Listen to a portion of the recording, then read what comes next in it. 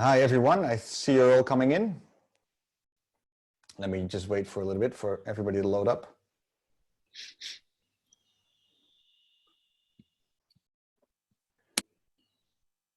There's more and more of you. The count is at 50, going, 60, so that's going really quick.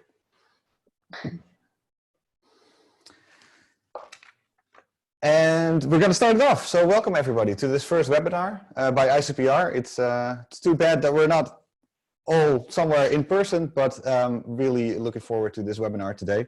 I'm going to be sort of the bridge between you, the audience, and the panelists and the panel. So we're going to have the chat open, so feel free to use it for discussion or for questions.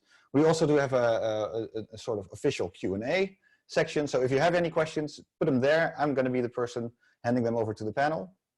And I already want to say that if you want to hang around after this webinar, there's going to be an opportunity to do so. We're going to have a voice chat, an informal voice chat afterwards. So without further ado, I want to hand it over to Joost Reeksma, the moderator today. Thank you guys very much. Thank you all for being here. As I said, my name is Joost. I'm the director of Open and of the ICPR conference, which sadly hasn't happened yet, but I'm hopeful that it will happen still at some point in the to be determined future. For now, we're set for September. But in the meantime, we really wanted to organize something to give you a small taste of what ICPR is all about. So the researchers participating in this panel and tomorrow's panel all approach the same topic, which for this panel we've defined as the therapeutic mechanisms of psychedelics from their own scientific angle, from their own background. And we believe that it's the interaction between these interdisciplinary experts that produces fruitful and novel ideas. And we hope that this is the case for you today as well.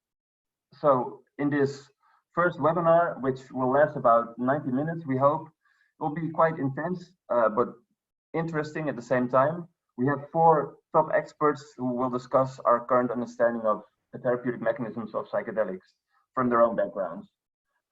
And they all really have a large body of evidence available to them, from clinical observations during the therapy sessions that they've guided, insights from qualitative research and patient interviews, to research findings from cognitive, brain scans, pharmacological, and neuroimaging studies.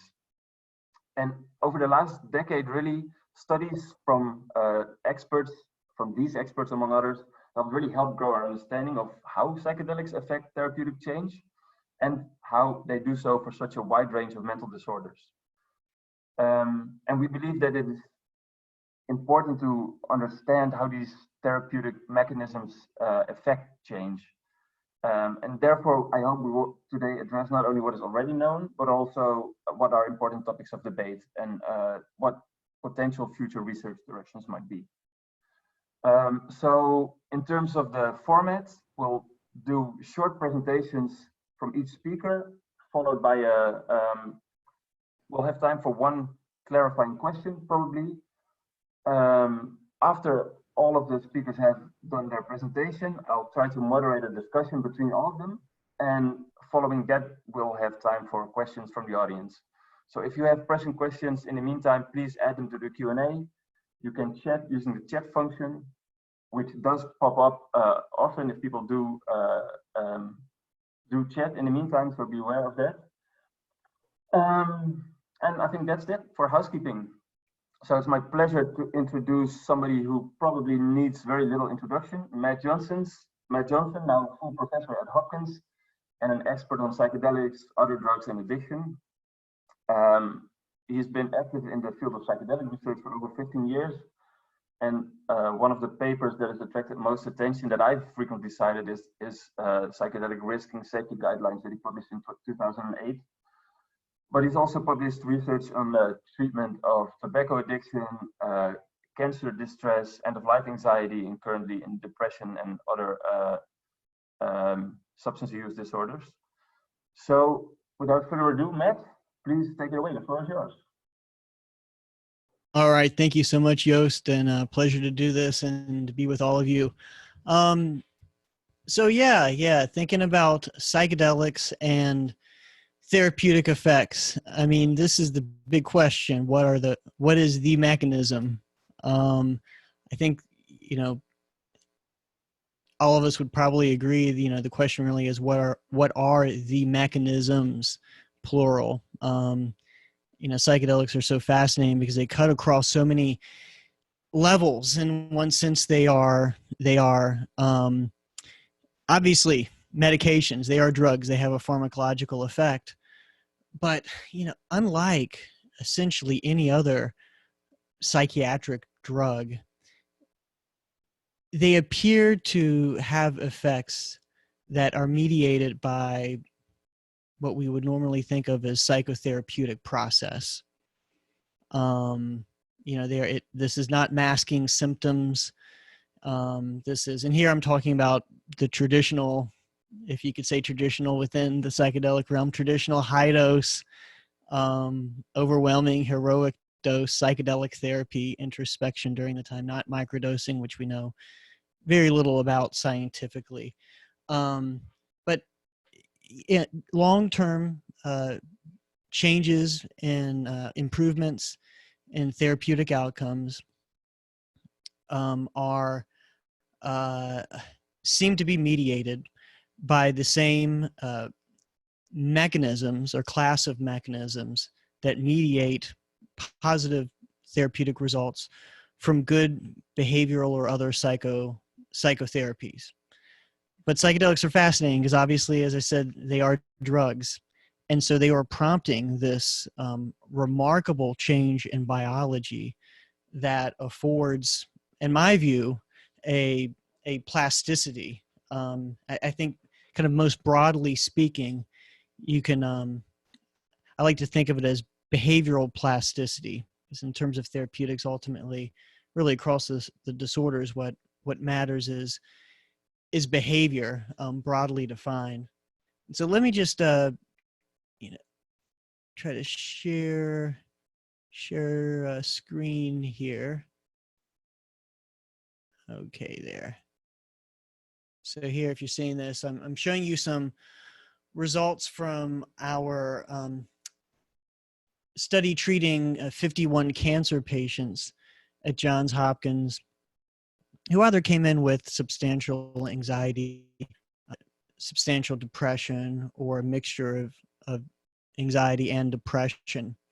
And just to show you the kind of the magnitude of these results, which really are mirrored by a variety of studies across the field now. That's what makes this so.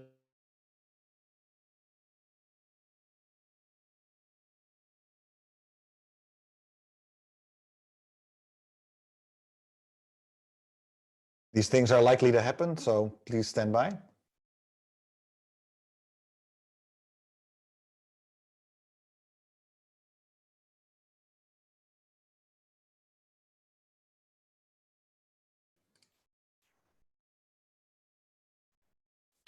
We can wait for a second, but I believe that Matthew might have a real problem on his hands. We do have a question already, so we can go straight to the question. Joost, what do you say? Yeah. So the panel's view on integration of use of psychedelics and integration with meditation, for instance, from the field of Tibetan Buddhism. So what is the panel's view on integration of use of psychedelics and integration with meditation, for instance, from the field of Tibetan Buddhism? Joost, who would you like to hand it to? And you are still muted. Yes, well, this is not really a beginner's question, I would say. Does anybody feel capable of answering this question in the meantime? If not, I suggest we... Rosalind nods. Yeah. Yes. Okay, I'm great. just nodding because actually that's exactly what we do in the psilocybin for depression study. For our aftercare, we have a member of our team, Ashley Murphy Biner, who is a meditation teacher. So we use meditation specifically as the follow-up, the aftercare, the integration process. So yeah, I mean, Ashley would be able to speak at length about the intricacies of it, but essentially it's been a really amazing way of helping people integrate high-dose psilocybin experiences.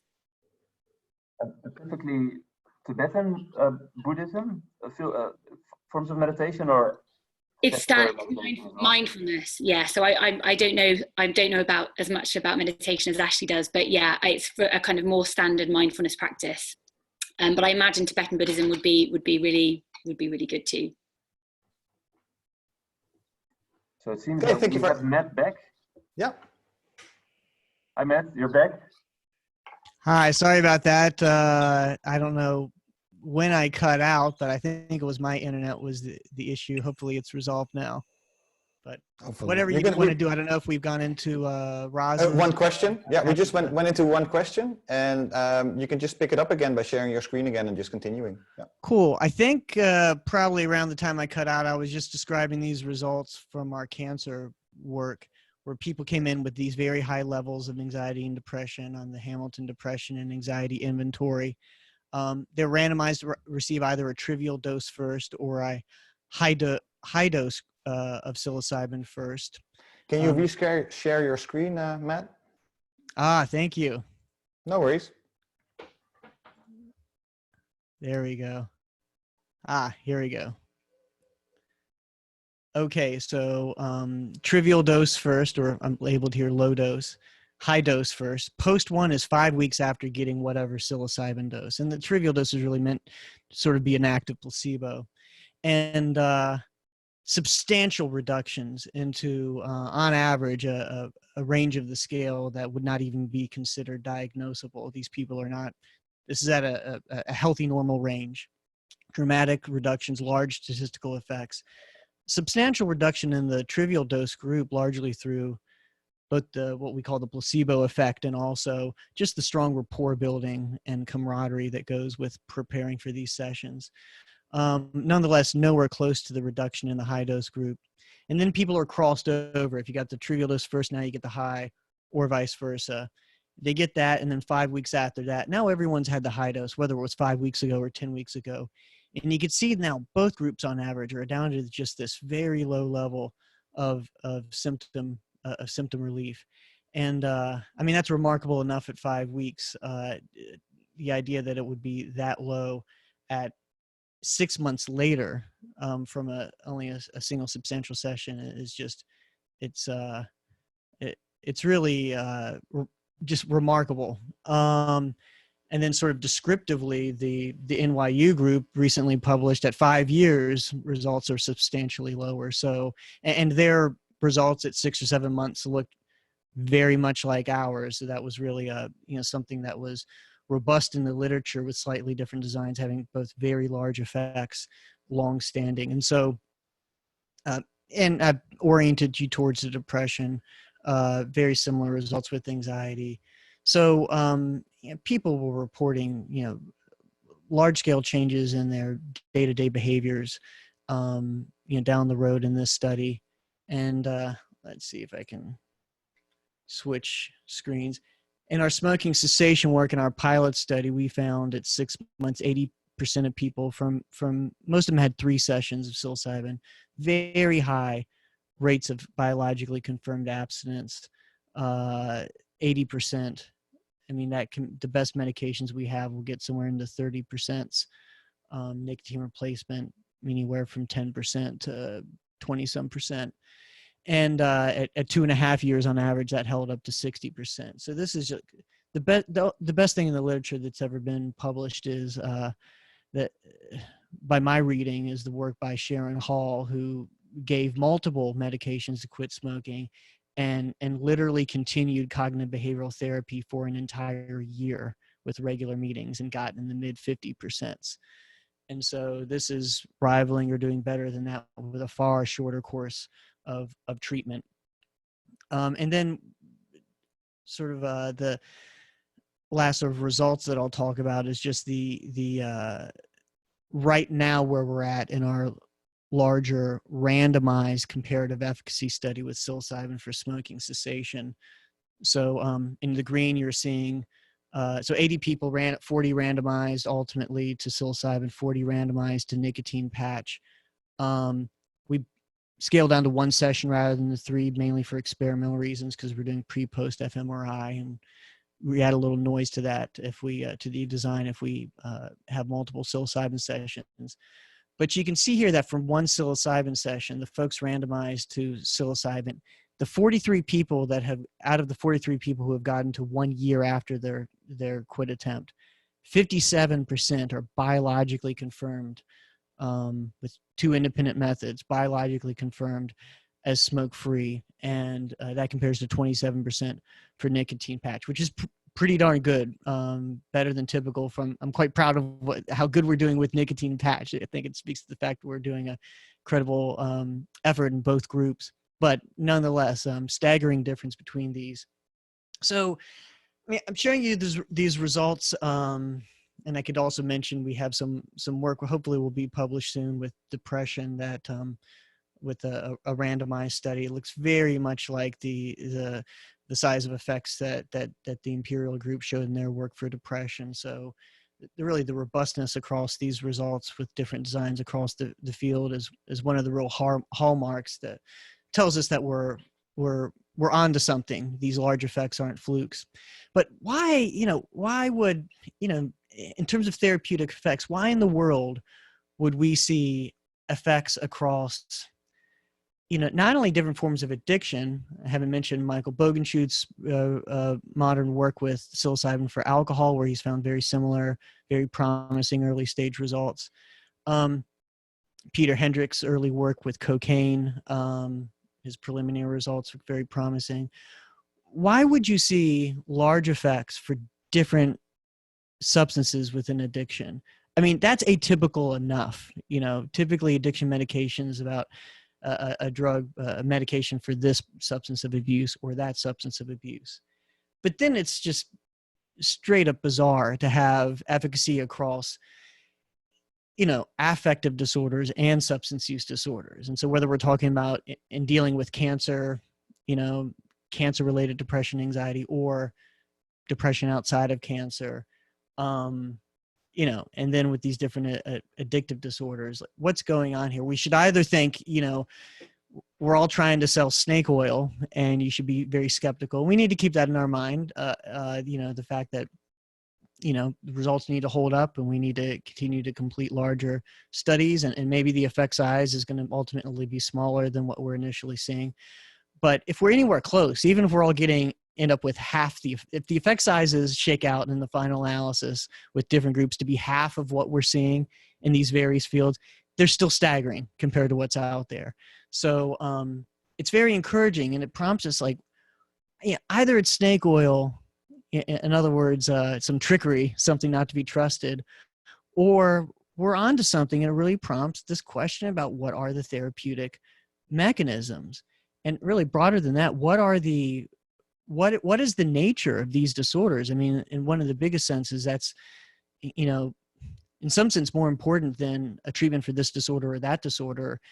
It's the potential to potentially inform our understanding of the nature of mental illness in general. These nominally distinct disorders being sensitive to the same type of treatment might be cluing us in to common mechanisms across these nominally distinct disorders. And the best that I can put it at this point, and there's various levels of evidence sort of consistent with this that haven't been connected, and that's where we're at right now. We need to connect these levels of evidence, but obviously we have large scale behavioral plasticity that's induced by these compounds. And I like that term because plasticity conveys that, not only good effects, potentially good effects, but particularly in the wrong environment, the wrong individuals, bad results could be solidified. So this temporary extra plasticity that's afforded and being able to modulate behavior is somehow then cemented in, becomes the new normal at some point after the afterglow or the golden window, this thing we really need to continue studying. So the various mechanistic threads that need to be connected at the lowest biological level, mechanisms of neural plasticity, synaptogenesis and dendritic branching, these types of things. At a higher level, the network effects in the brain, fascinating things happening acutely. We know very little about potential long-standing changes in the way that brain areas communicate or synchronize with each other. And then ultimately, you know, these different levels of biology obviously translate to behavior, which is ultimately the meaningful thing. And by that, I mean it broadly in terms, including the thoughts, you know, including the self-persecutory thoughts that are at play in depression. So Thank you. the Thank big, you, Matt. yeah, big I'm challenge gonna- is connecting those, and that's it. Excellent. Yeah, there are many follow-up questions to come from this. I don't know if there are any short questions, Thijs, from the audience that can be immediately answered by Matt. There are. I think there were some questions about what is considered a low dose and what is considered a trivial dose. So where does that start and where does that end? Well, in that particular case, the trivial dose for most participants was about 1 milligram of psilocybin, which would actually fall squarely into the realm of what people would call a microdose. Although we certainly weren't using it in the way that is purported to be beneficial with microdoses. So we only gave it the one time, you know, and people aren't reporting, you know, lasting benefits months later from having microdosed a single time. So, and then a high dose was, in this case, was 22 milligrams body weight adjusted for most people in the study. And that's equivalent to about 4 dry grams of cubensis mushrooms. And is 1 milligram, is it low enough to not have any effect, so effectively act as a placebo? Some people, so the caveat is we didn't have a true placebo to compare it with, so it's hard to say definitively. I think some people felt it a little bit and some people didn't. In this particular design, the main feature, the main reason for including it as an active placebo was not to produce an effect that people could feel that could fool them. It was mainly to control for the instructional set, where we could tell everyone truthfully that you're going to receive psilocybin on every session. And we presented a broader range than what really happened. So we said you could have 2, you know, high doses, you could have a medium and a high, you can have a low and a high. You'll get one of them will at least be substantial. But in fact, everyone had 1 trivial dose and one large dose. Okay, there's many questions indeed, but let's see if we can have a few more later. Thank you very much, Matt. I'd like to give the floor to Ross to follow up. Ross? To start with my 7 minutes? Yes, please. And just before I do that, I'll introduce you. I almost forgot. You're a clinical psychologist working at the Imperial Psychedelic Research Center, and you're the clinical lead for the psilocybin for depression study that's ongoing, I believe. Just finished. And you just finished. Excellent. So maybe you can share some preliminary results with us. And you've also done an amazing study, a qualitative study, interviewing patients on their perspectives on the treatment. So yeah, please share what you can. Thank you. So I'm just going to try and share my screen. Okay. So let's see if this works.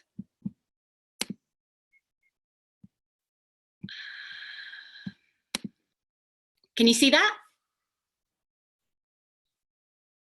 Used? Can you see? Oh. Yes. Yeah. You're great. Yeah. Okay, just checking. Great.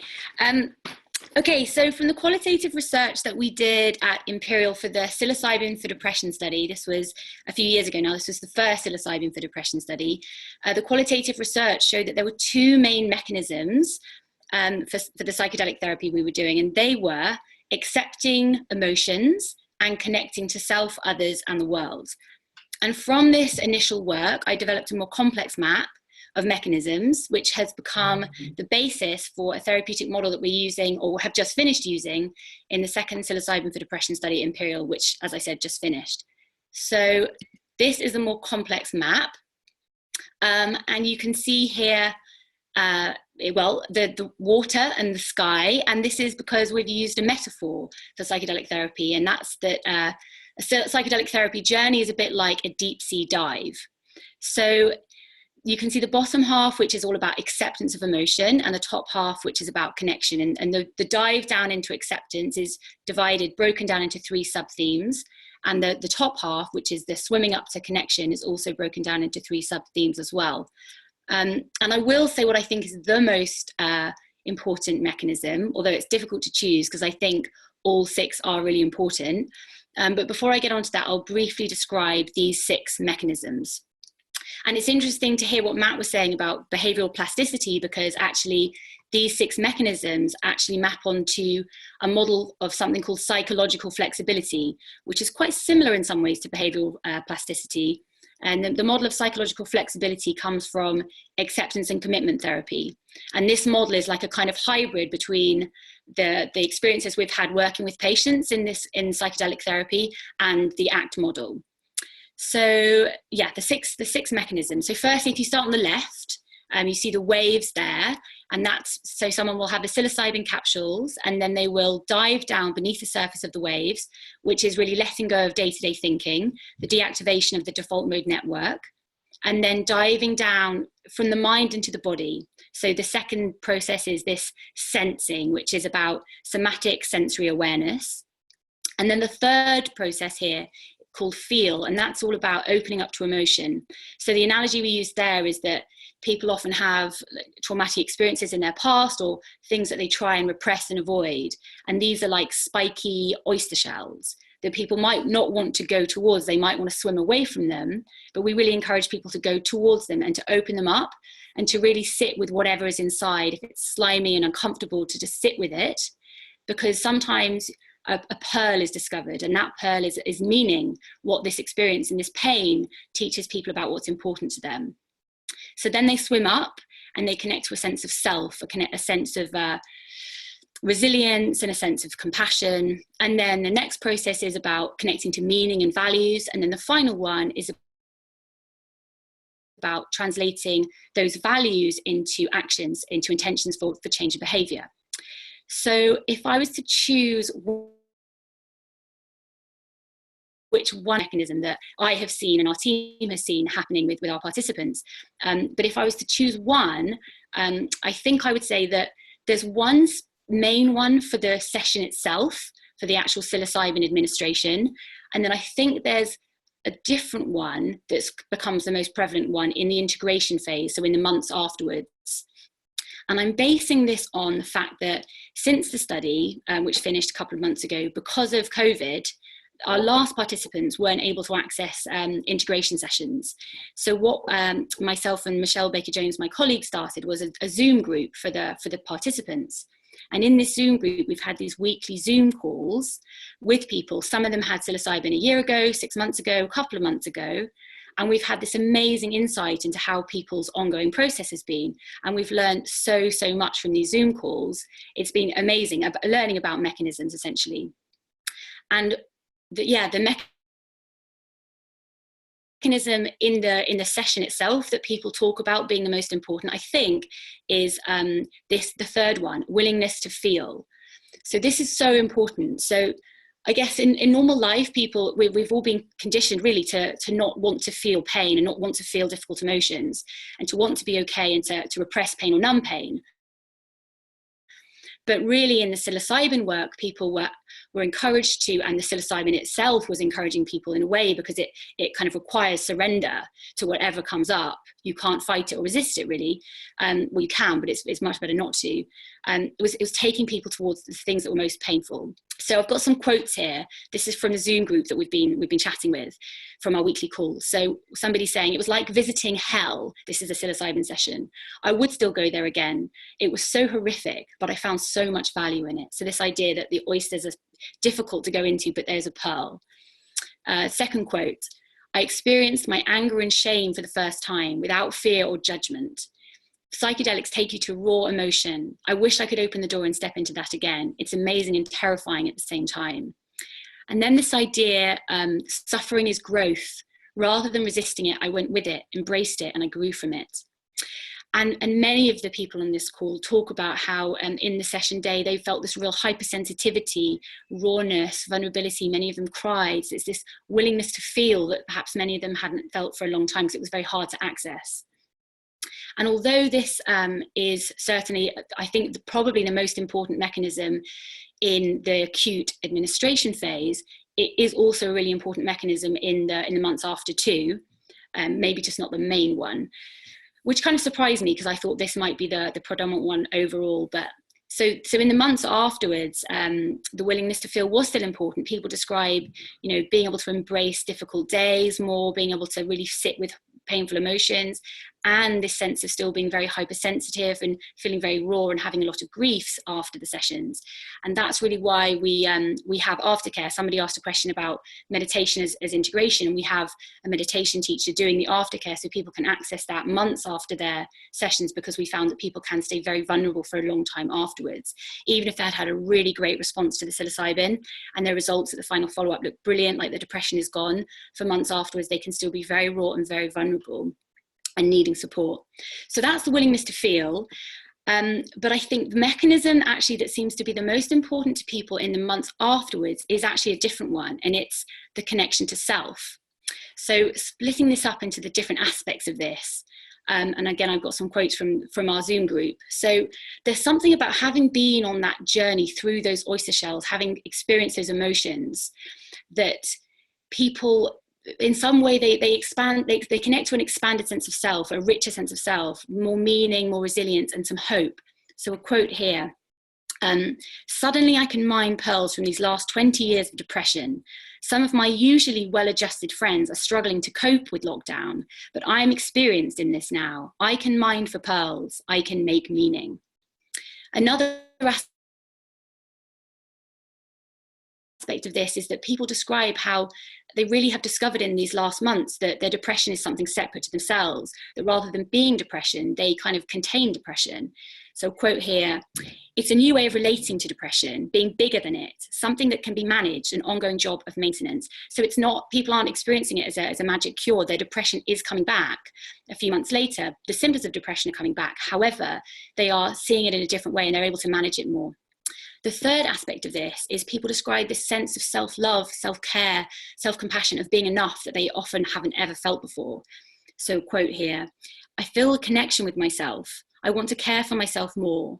Cravings for food, the computer, or drugs, they've all gone. And I filled that old hole with a sense of love for myself. And on difficult days, I still feel this compassion for myself. And then the fourth aspect of this connection to self is a sense of expansion, wide open sense, a sense of peace and gratitude. I love this quote, it's probably my favorite. I found something peaceful inside me I think we all share. The study was a paradigm shift, recognition of an essence in myself. Before I was not in touch with it. And now even in the dark times, I feel some encouragement from that place. And I think this expansion aspect is really fascinating to me, because alongside the amazing results we're seeing from psychedelic therapy and all the hope and potential it has, we're also seeing, I think, the possibility that in some cases, absolutely not the participants in this study, and I wouldn't expect to see this in depression research, but there is a possibility that psychedelics could actually act as ego strengtheners. They could actually lead to an increase in narcissism. So I wonder if this sense of expansiveness, connection to self, could lead to that. If somebody had kind of latent narcissism, it could expand that. It's just something to be aware of. And so, yeah, so the final, I think, question was about an aspect that hasn't really been researched much yet. So here is the ACE model. And I think we've looked at acceptance and connection, but it's very clear that the E is missing, the embodiment aspect. And I think that I'm not an expert in somatic experiencing, because in my clinical psychology training, we didn't really cover it. It was very much more about the mind. But I know there are lots of psychedelic experts that are really interested in the body and somatics. And I think that I hope that in future we'll look at the body and how the body is processing trauma, like the work of Bessel van der Kolk, and start to really understand how trauma processing in the body is contributing, and how that's a mechanism for therapeutic change. So I think that's it. Thank you very much, Ross. I had some comments that my mic in the meantime was very low. I hope it's better now. Please let me know if that's not the case. Very fascinating presentation, Ross. Thanks for being succinct and connecting nicely to Matt. One immediate question that I have for now is, you mentioned this willingness to feel as an important mechanism. I wonder, if you think that that's related to the fact that you were studying people who'd been severely depressed for a long time, and whether that would apply to different disorders as well, or if that's a mechanism specific to the treatment of depression. I think it might be I think it might be general, because I think that there is something about the experiential quality of psychedelics where, you know, really people often have tough experiences, and it really will take people towards, if something has been pushed away or repressed or avoided, it'll take people there. So I guess, you know, from anyone who has personal experience of psychedelics may well have gone through that themselves. So I think, yeah, like I think it does, in a way, the experience itself will go to the area that needs focus, and that requires a willingness to feel, because it's often very uncomfortable. Thank you. Excellent. Well, I'm sure there are many more questions to follow up on, and I realize that this can be a little anticlimactic to have this very brief figments of people's research, but that was the idea. And we'll move to Fernanda Pagano Fontes in Natal, in the northeast of Brazil, who's an electrical engineer. Actually, that's always fascinated me, and she's done a lot of brain imaging research, especially using fMRI to study ayahuasca. She's done clinical research into ayahuasca for the treatment of depression as well. So I'm very interested to hear your perspective as well, Fernanda. Take it away. Hi. So I will share my screen also. Let's see here.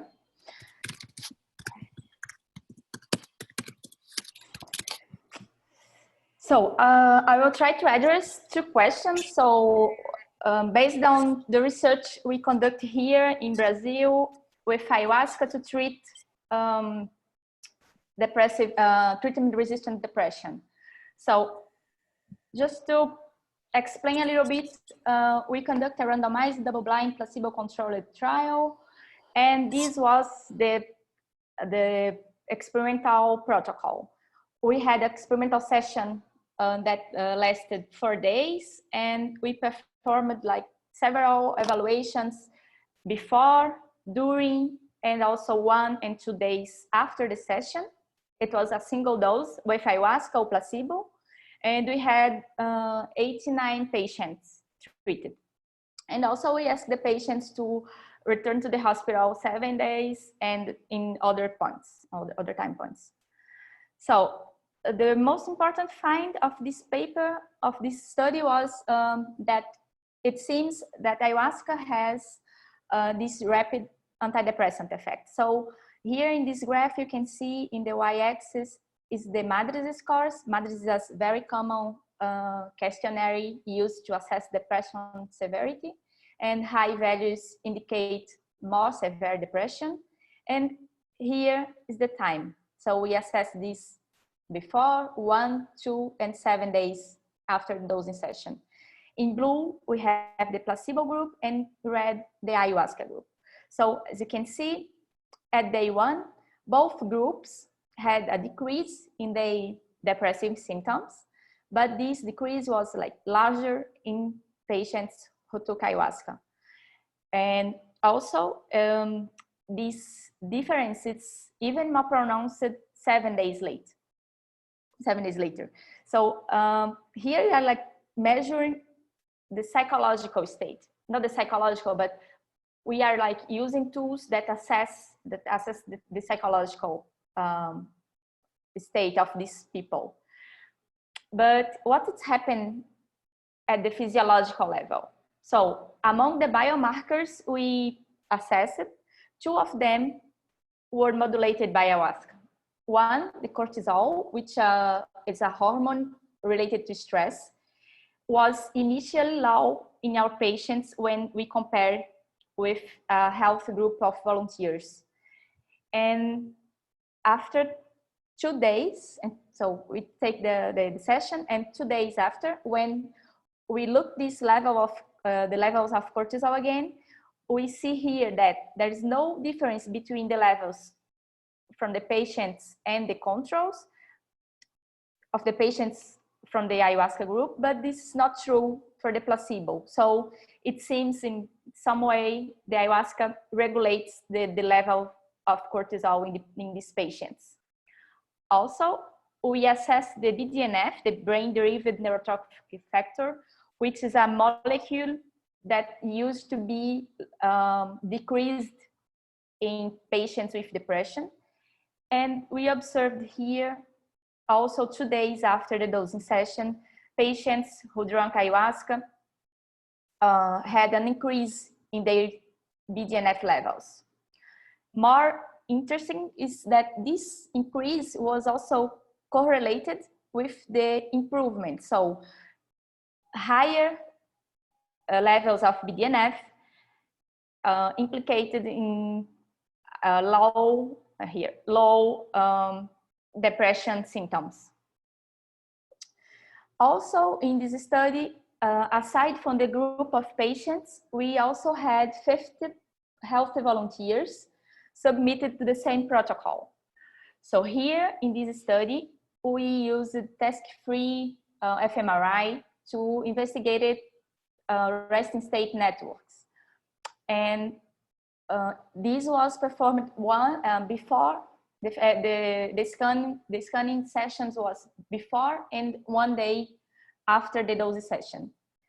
And what we found was that the salience network was increased 1 day after, and we found decreases in the DMN, within the DMN also 1 day after. We looked for correlations between the behavior during the session and these brain changes. And what we found was that, for example, the affect as measured by the hallucinogenic rating scale during the session was correlated with these changes between the functional connectivity and between the salience and the DMN. Although this study was done with healthy volunteers, we know that both networks, the DMN and the salience, are also seems to be altered in patients with depression. So this could be also potential mechanisms for the therapeutic effect we are seeing. Another question that we should answer was what the potential mechanisms of change are not studied at all, or little studied. So in general, a lot of studies have shown that what is happening during the experimental session matters. So in our case, we observed that patients who had more changes in visual perception, also measured by the hallucinogenic rating scale. So people, the patients who experienced more visual effects also improved more 7 days after the session. So in my opinion, it seems this could be a potential mechanism and should be more studied. So what's the role of the visions in the therapeutic process? Or, for example, whether the contents of the visions are important for this outcome. So to conclude, yeah, I think based on the data we have, I think hormone and brain connectivity changes could be possible mechanisms for the changes we are seeing. As Matt talked about the plasticity, neuroplasticity, I think all this BDNF, for example, which are a neurotrophic factor, could be influence the benefits we are seeing. And in my opinion, the visions deserve more attention in future studies. Thank you very much, Fernanda. Nicely within the time limits as well. Congratulations. I hope my mic is better. If not, Thijs will attempt to step in with some question as he's a professional setup. Do we have any immediately relevant questions for Fernanda's presentation from the audience, Thijs?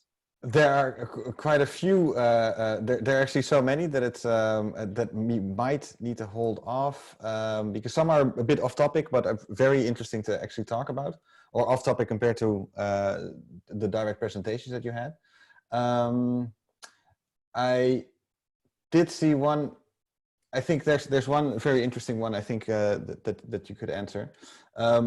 There's extensive literature on the efficacy of psychedelics in ameliorating anxiety and depressive symptoms. At the same time, there are reports that individuals with serious mood disorders should be excluded. This always seemed contradictory and paradoxical to me. Thoughts? So the idea that very often is said with psychedelics, if you have mental problems going on, it's probably not a good idea to use psychedelics, yet in these settings, that is what happens. So can you maybe talk about the paradoxality of that? Yeah, this is also a question that is very curious to me also, because everybody knows that this setting in psychedelics is very important, and how could you do, or how could you treat this kind of people who had already like some issues in their mind, with the same therapy you advise someone that's not very well not taking. So I think it depends a lot of how you prepare the people that's going through the session also, and also I think one thing you should be aware is that maybe the session for that people these patients are be a little bit more delicate than with another people who is not passing this do not have these disorders or something. So one thing we observe, we do not have a measure about this yet. We are trying to do something about this, but we have the impression that patients suffer more than the health volunteers, as we have like the same, we had the same setting, and we had like 25 volunteers controls in the setting, and we had these 14 patients in the same setting. And when we compare the experience they had, it seems in a very subjective way that the patients do suffer more. So they were like struggling with feelings and had like more, I don't like to say negative, but it was like harder to them than to the healthy volunteers. Yeah. So yeah, I think it's, you have to, and also it's, I think it's important to remember that these people were all, we have like doctors taking care of them. The psychologist was not like in some setting that you do not have any control about. So it was like a very controlled set, and with a lot of trained people to bring some comfort if it was necessary. Yeah, and so the question is, how are the people selected also? And maybe any of you can answer, because is maybe the expectation of the outcome an influence to the outcome? And then how are these patients selected based on that? Yeah, but in our case was like a clinical a clinical diagnosis was like if the patient had tried two antidepressants, two commercial antidepressants before and do not succeed. And also we excluded like psychosis, but we did include people with personality disorders. This was interesting because normally it's not, the trials do not include these patients, this kind of patients, exactly because they could experience more tough, it was like more harder experience during the session. But we have like narcissistic and a lot of borderline and histrionic disorder. And yeah, it was a clinical diagnosis. Okay, interesting. There will be room for more questions, so I'm handing it over back to Joost. Yes, I was going to say this is it's very tempting to immediately go into the discussion, but I would like to give to the lovely Alexander Belser, based in New York, who is currently based both at Yale and New York University, and is a therapist in both the MAPS trial on MDMA-assisted psychotherapy for severe PTSD, and also co-investigator of a couple of different studies with psilocybin-assisted psychotherapy for OCD, if I'm not mistaken, and major depression. And he's also conducted qualitative research into the experiences of patients who participated in the NYU trial for end-of-life anxiety. I hope you could all hear me. It's all yours, Alex. I can hear you, Joost. I'm connecting with you intrapsychically across the Atlantic Ocean right now. So if I drop off or if I'm like uploaded to the heavens by aliens, I hope that you all complete the webinar. I'll just pick it up from there. Oh, good, good. Yeah, we'll see if the transatlantic cables hold. My name's Alex. It's lovely to share this webinar panel with my lovely friends and colleagues.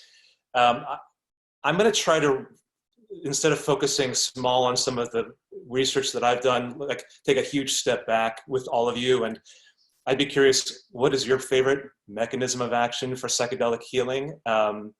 It feels a little bit like Baskin Robbins sometimes, like 32 flavors. There's like, everybody has their own personal pet theory, which could be both true, but I want to embrace the sort of complementarity proposal that there are different levels of analyses, people have different disciplines, and we all have our own personal experiences and information that we may be exposed to. I'm going to do the same thing where I'm going to share a screen, and here we go. We're going to fade to white. Do you all see a white background? Okay, so I'm a psychologist by training. You walk into the psychedelic experience, and this is what we see when we're looking at it. What is in that black box? And what we find throughout all these studies is that the person takes the psychedelics, something happens, and then there's symptom reduction. And we find this across populations. As Matt was saying, we find this across indications. And here we are in an observer status saying, what is happening? What are the mechanisms, the internal pathways of healing inside of this black box? And I have sometimes joked with my friend Jeff Gus in New York that we call this the mystical black box. Like, people go in and they come out differently. Like, all sorts of amazing things happen.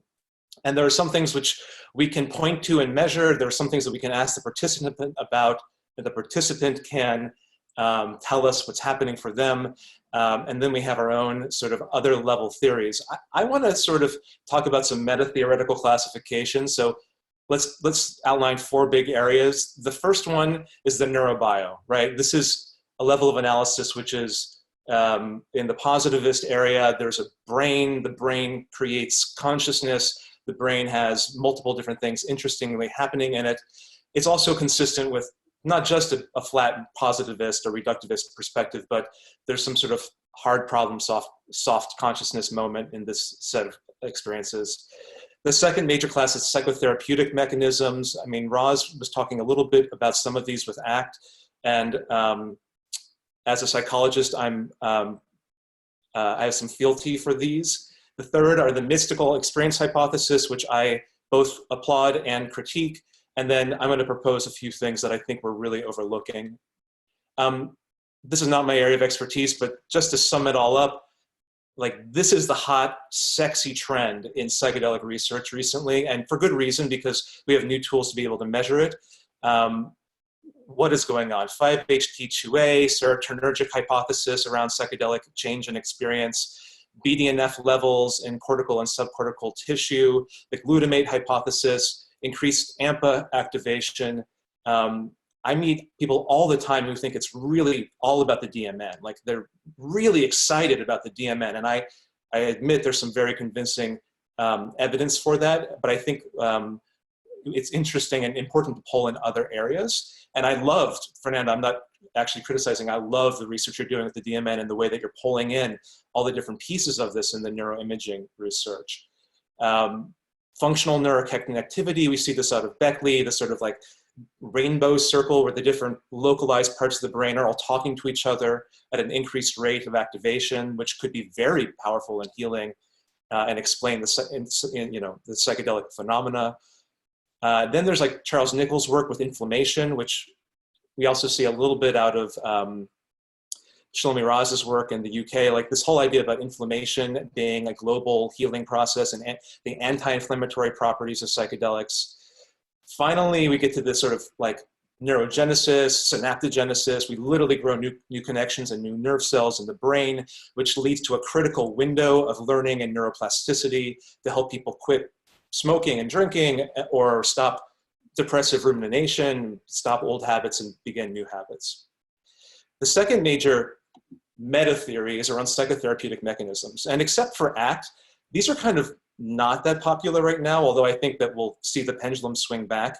And what I mean by that is that in psychology, there's a huge body of literature on the therapeutic alliance, the measurable factors of empathy in the room between the therapist and the patient, goal consensus, collaboration, affirmation, mastery, congruence, genuineness, mentalization effects, right?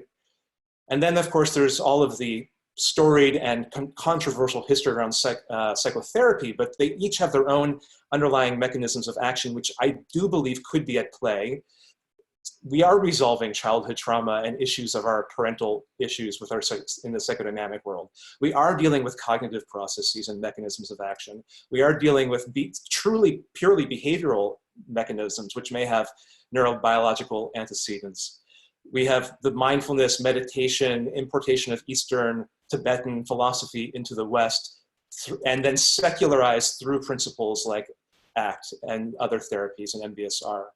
We have existential psychotherapy and the process of meaning making, and I liked how Raz is pulling in a lot of these into a coherent frame.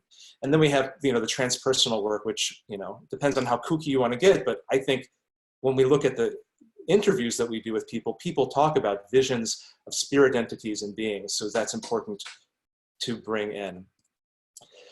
The third leading meta theory right now is the mystical experience hypothesis. So this is something that our team at NYU published and co-published with Hopkins. We're following Matt's lead in many ways, where you have you have the treatment, you have an indirect pathway where people have a mystical experience, and then they have reductions in anxiety and depression. The problem is that from a purely measurement point of view, when you look at the sort of mediators of this for anxiety and depression, and strangely, Matt, this is exactly the corollary to the slide you showed earlier. I'm using your work in part because our work had a different way of measuring this, but when you look at the R-squared values, you find that when people have a full-blown mystical experience, yes, it leads to reductions in anxiety. Yes, it leads to reductions in depression. These are for cancer patients. But only a minority of the variability is explained. So only 65%, only 35% of the variability in anxiety is explained by the mystical experience, meaning that almost 2/3 of it is unknown. We don't know due to other factors. Same thing with depression. Only 13% of the improvements in depression are explained by the mystical experience questionnaire, suggesting that there are many other factors that we could point to. In the last minute, and maybe we can get into this more, is I think that we can look to other theoretical mechanisms that may be part of these. I think there are probably at least 4 and maybe more different classes of mystical experience, not just the monomystical, but also theistic experiences, nature mysticism, and relational mysticism. I've spoken about that elsewhere. I think that we have to ask for what and for whom. As a queer person, there's a huge body of literature on minority stress processes, like queer people and racial minorities are exposed to specific traumatic stressors like bullying, like family rejection, like spiritual religious rejection experiences. These lead to very idiosyncratic and specific issues for queer people. And so the healing process that happens for minority marginalized folks is actually different than what happens for cisgender white straight folks. And I think it's important to look at those specific mechanisms. Last for post-traumatic growth in the MDMA framework. For people with PTSD, it's not just about symptoms going down. They actually have, we've published on post-traumatic growth where people grow new ways of healing. And it's totally independent. We found that it's orthogonal or independent of their symptom reduction. A confrontation theory just points to the importance of bad trips or difficult trips, which is that I actually think that these are not bugs, but features in the experience. When people have a really hard experience, if it's well supported and people come through it, the difficult experience is actually where the healing happens. So I point us toward that. We haven't even talked about attachment or relational work, and I think that that's, there's some interesting findings coming out. And then finally, as Roz pointed out and others, the body. Like a somatosensory psychedelic framework is really important. Just because it's hard to measure things in the body doesn't mean that they don't exist or aren't real. So I'll stop there. And I just think that when we look at this black box, it's not going to be a unitive process. It's an entire topography of like complex processes. And I want to be judicious while also honoring the richness of people's different healing trajectories. Thanks. Thank you very much, Alex, also for complicating the picture and being way too nuanced. I was hoping you would just come up with a single theory that work for all substances across all disorders. And that is actually a question that I have for all of you, because there is increasing evidence that suggests that many mental disorders have a common underlying mechanism. And because psychedelics, the different psychedelics seem to be working on many different disorders, is there one potential mechanism that cuts across the effectiveness for all the different disorders that have been studied and potentially other disorders that haven't been studied yet? And I know that's a big question, but do you have any thoughts on that?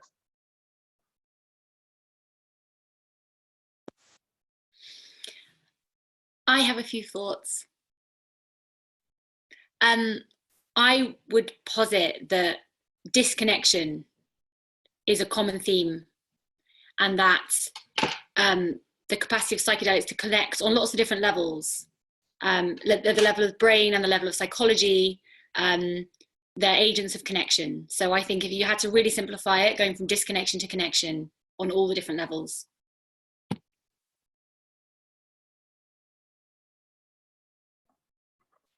Does anyone disagree with that?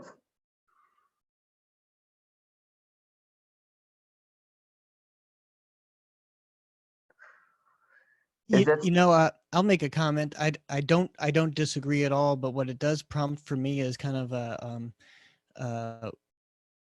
maybe introducing like one distinction, in that I think it's consistent with everything that everyone has said, is that, you know, connection seems to be a mechanism of psychedelic therapy well done.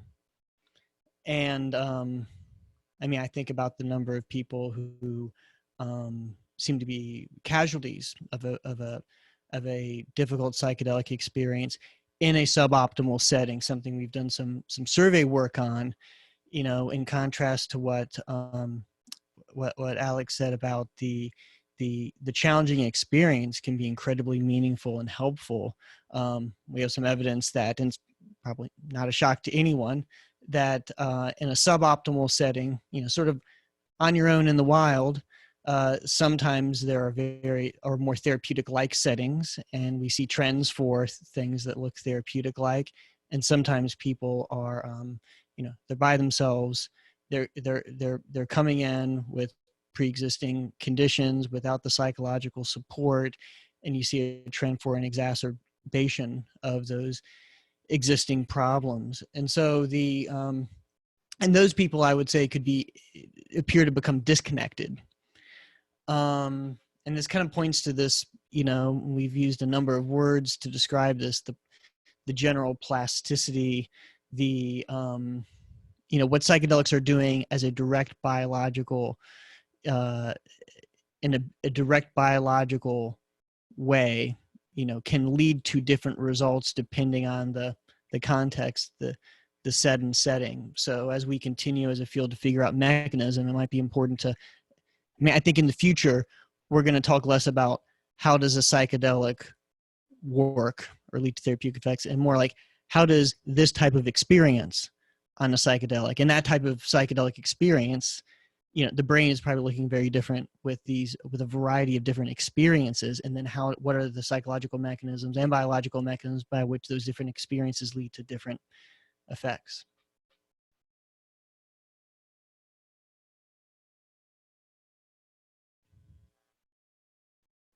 I'll just add, there's a controversy in the field, and I'm going to paint in broad strokes between like the therapists who are basically like stand back and let the medicine do the work, right? You kind of create like a faraway container, but it's really between the individual and the medicine, and let the medicine do the work. And there's different ways of thinking about that.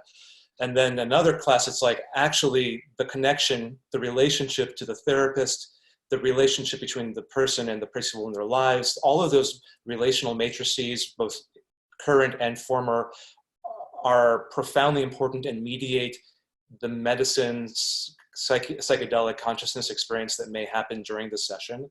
And let's not discount that. Like the therapist is not there just to like guard the door and answer the phone, or just to be like a distant benevolent presence. Actually, that's impossible. They're going to be involved. Now, I fall more on that camp, which is like, you really can't just stand back and let the medicine do the work. And I think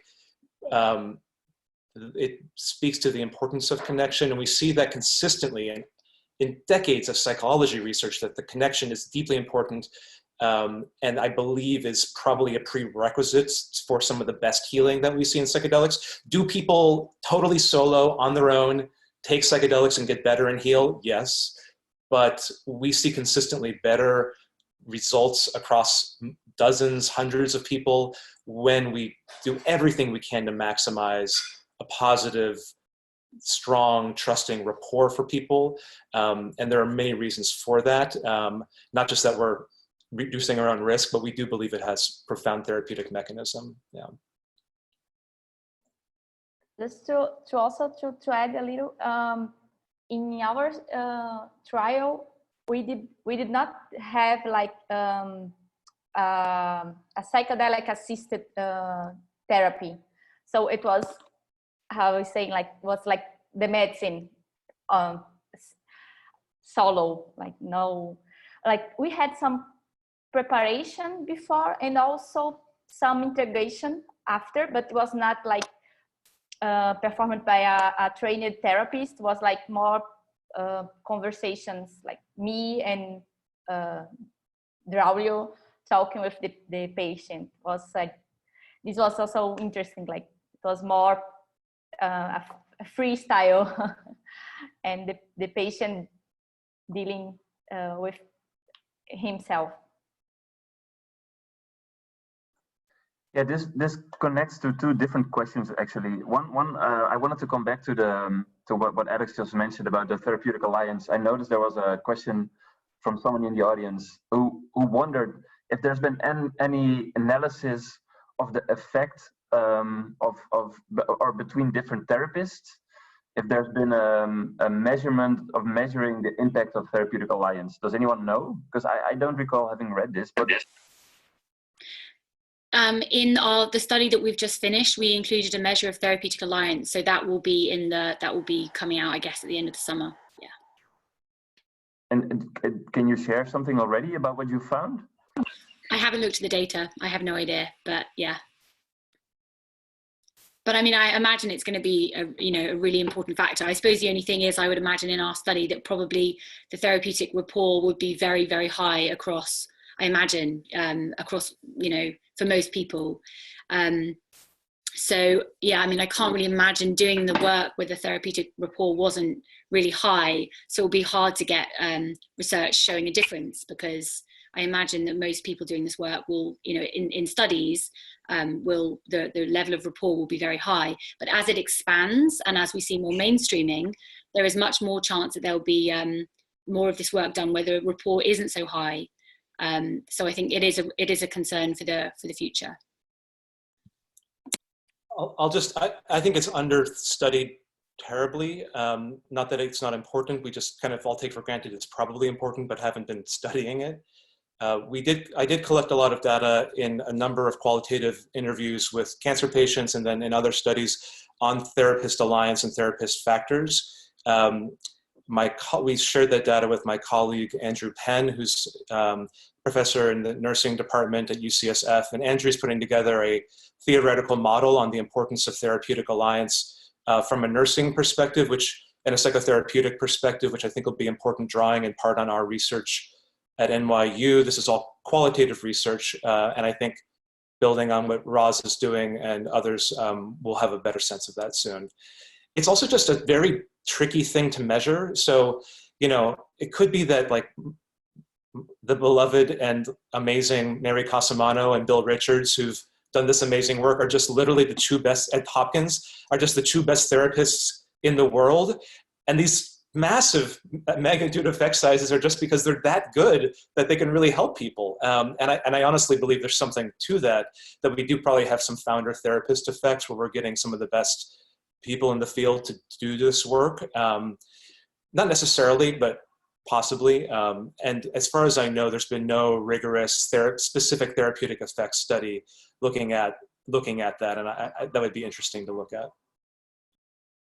Yeah, and we're also, I have a feeling like, the field progresses in a very similar way, and we're looking at alliance measures and a few studies now. And so hopefully we'll all, by putting all these results out there within the next couple of years, we'll figure something out. And I again strongly suspect there's going to be a relationship there.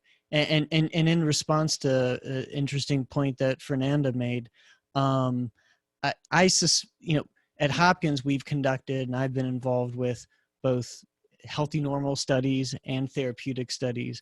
Ones where there's just preparation for the session, and ones where there's like built-in nominal psychotherapy. And I've also done some other work outside of psilocybin with, I'm thinking of the work we did with salvinorin A, very intense, sort of DMT-like inhaled hallucinogen, people often talking to entities during the experience, this type of thing. And even there, we kind of leaned on the very, very short side of preparation, not near what we did with psilocybin. But it makes me think, all of this makes me think that my impression is, when you're dealing with these powerful substances, and if you give someone anywhere close to an appropriate informed consent about, hey, you could have one of the most frightening experiences of your life, and here's the crazy ranges of experiences that you can have, and I'm going to be with you. And even if you're not a clinician like myself, I'm an experimental psychologist, I'm going to be with you, and I'm going to hold your hand, and we're going to get through this together. Those are establishing conditions that set the occasion for, I think, just powerful therapeutic process, regardless of whether it's nominal therapy or not. It sort of provokes those common factors that Alex described. I mean, in what other normal therapeutic scenario do you have that type of, maybe going into surgery where this person's cutting into you, but you're going to be unconscious during the time. So it's like, so it's not quite the same. So I think, as the field goes forward, I think that's going to be something to look at. Like, what are the commonalities across, whether you call it just preparation, and whether it's with healthy normals or patients, or whether it's, the treatment of this disorder, it's very therapeutic-like. And to compare those processes across these nominally distinct types of studies will be very interesting. That actually connects nicely to another question that I have for you all, which ties back to what Fernanda mentioned. Is there, because many of the studies call it psychedelic assisted psychotherapy or substance assisted psychotherapy, but if you talk about the preparation and especially the integration part, how important is it to have integration sessions in which you help people make sense of their experiences, as opposed to fitting them into an established psychotherapeutic framework? Because there is a difference there, and how do you folks see that?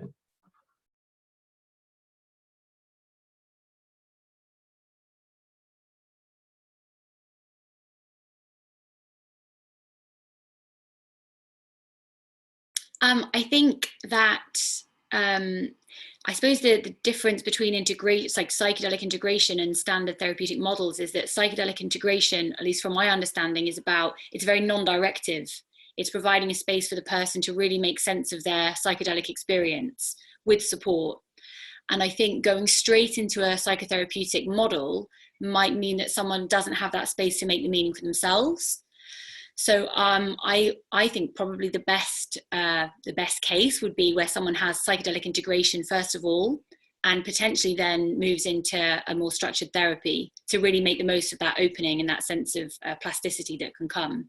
But certainly we've seen in our study that the need for integration, it's been so vital, you know, and long term, not just a few sessions, but as I mentioned before, the aftercare, and the aftercare has been really essential because the kind of experiences that people are having are so unique to them, and they're so different from any of the frames of reference they have sometimes, and they're going back into societies and work and families where this kind of experience is completely you know, it's kind of crazy for many people. So having some kind of network, I think the idea of doing integration as groups, obviously the COVID situation has introduced all of us to the glory of Zoom, and this Zoom group that we've been running has been the most amazingly moving thing because people have loved connecting with each other, and it's been an incredibly time efficient, cost efficient way of helping people, of providing a space for people to really integrate as a community, you know, sharing their experiences, having that sense of solidarity, of shared understanding,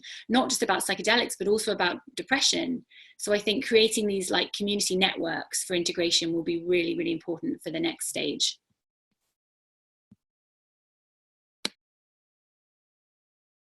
Is this something that you've been working on previous to the COVID-19 situation, Ross, or is that just a positive happenstance that? Yeah, I mean, so Michelle Baker-Jones and I, we started a psychedelic integration group a few years ago now. And the reason we started it is because we observed that in the first psilocybin for depression study, people were having these amazing experiences, their depression was going right down.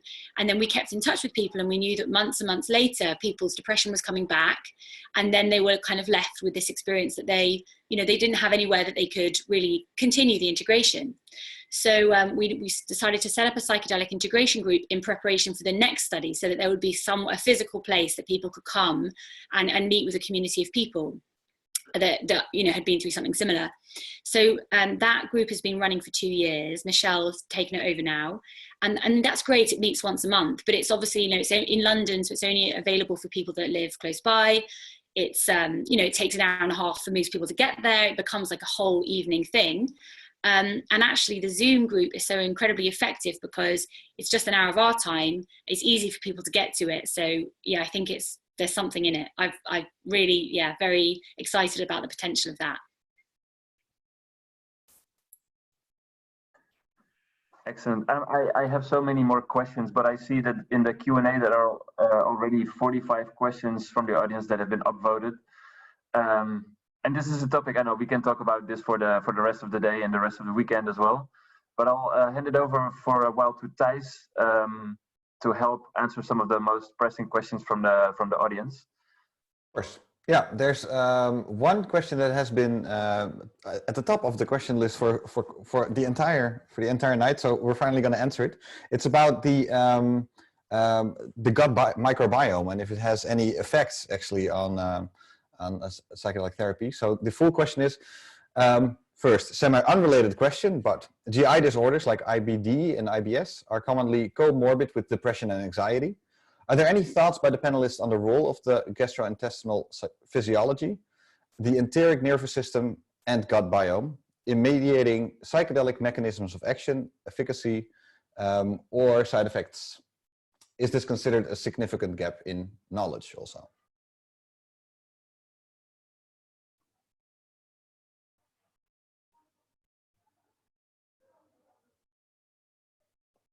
Well, I don't have any answers. It's something we've been looking at in our smoking research, collecting poop samples. No answer yet. So, you know, my best guess is that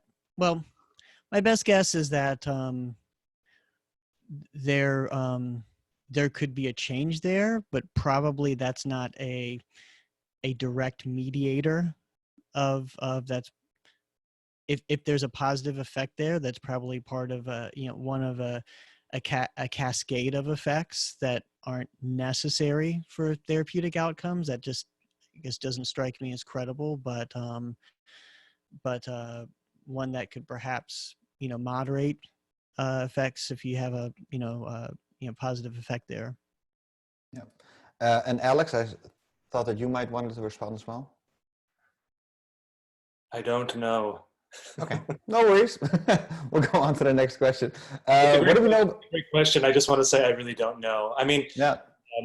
But I also just want to like caution us against enthusiasm for like the hot new thing. And I don't want to essentialize the gut biome. Like, it's super interesting and important, but I imagine a lot of people on antibiotics or on Cipro who have very little gut flora, like still have psychedelic experiences that are powerful. And I don't know. We'll find out, I'm sure.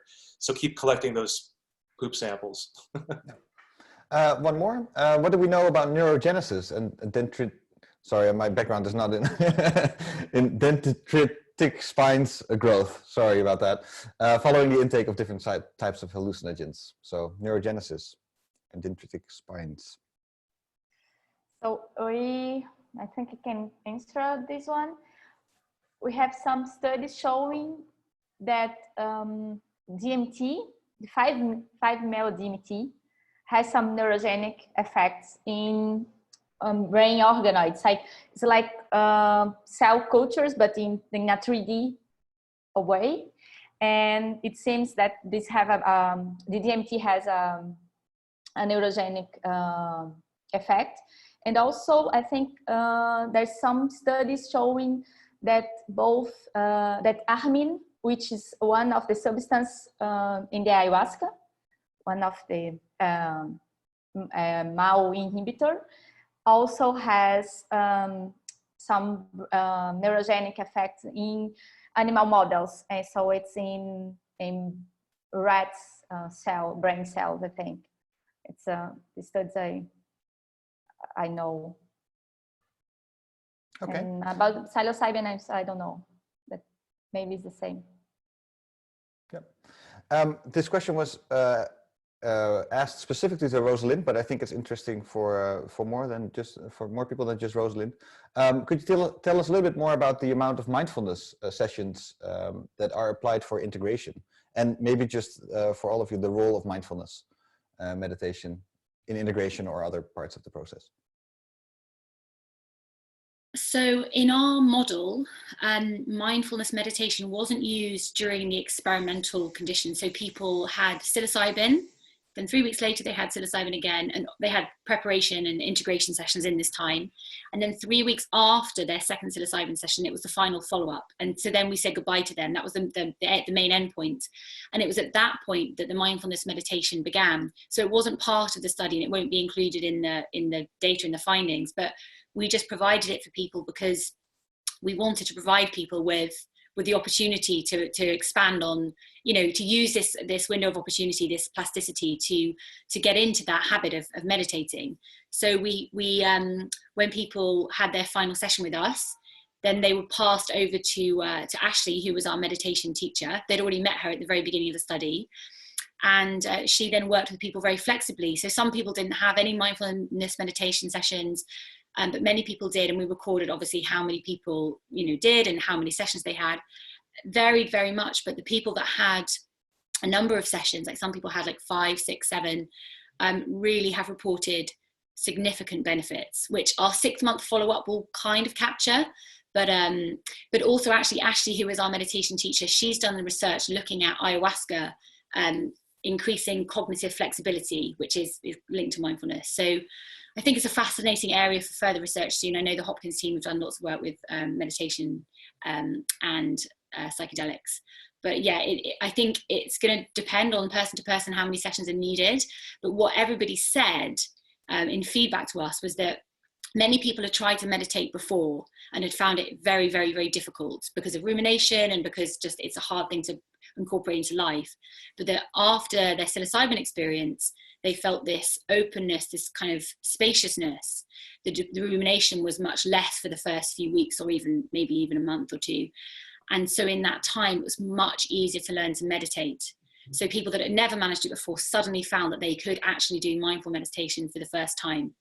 So yeah, it was good.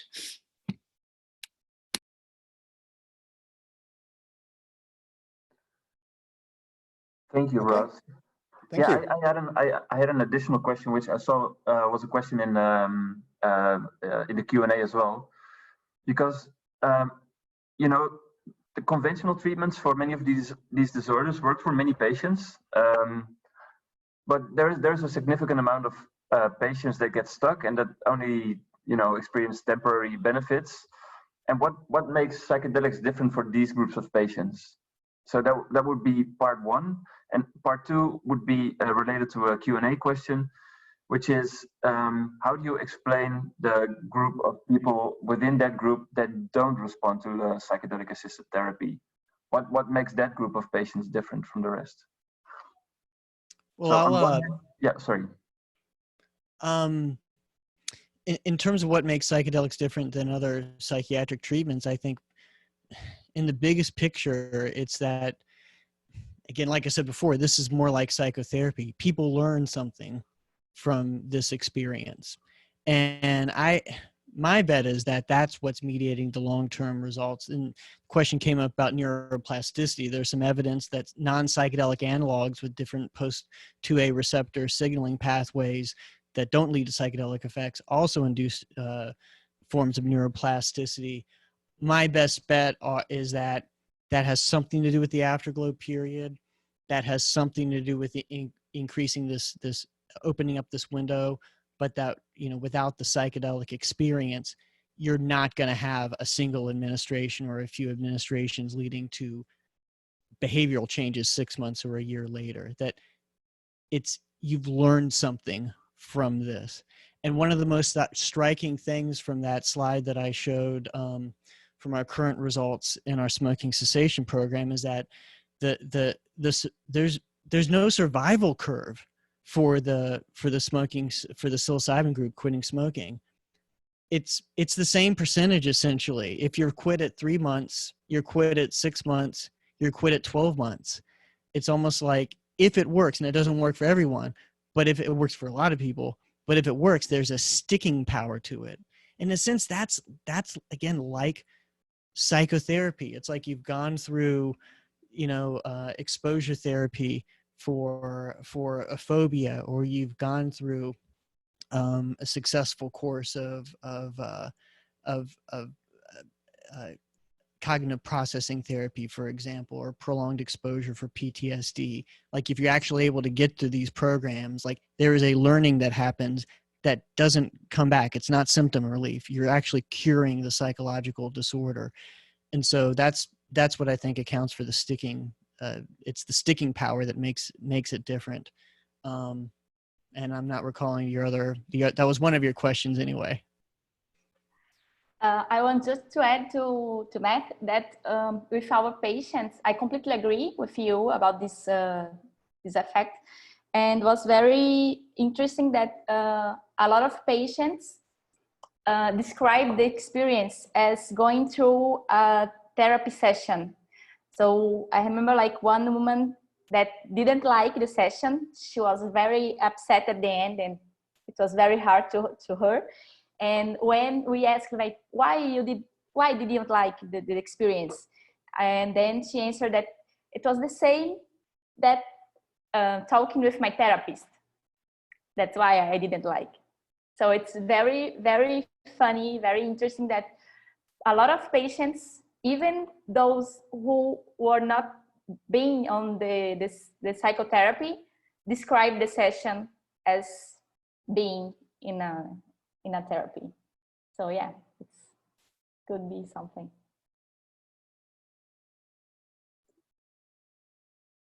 I'll just address the non-responder question. Like, why do some people take psychedelics and it doesn't work for them? I'm not an expert in this. In my clinical practice, I work with a lot of people who come to me who've taken all sorts of psychedelic medicines in lots of different contexts, some underground, some abroad, some in clinical trials, with varying levels of success.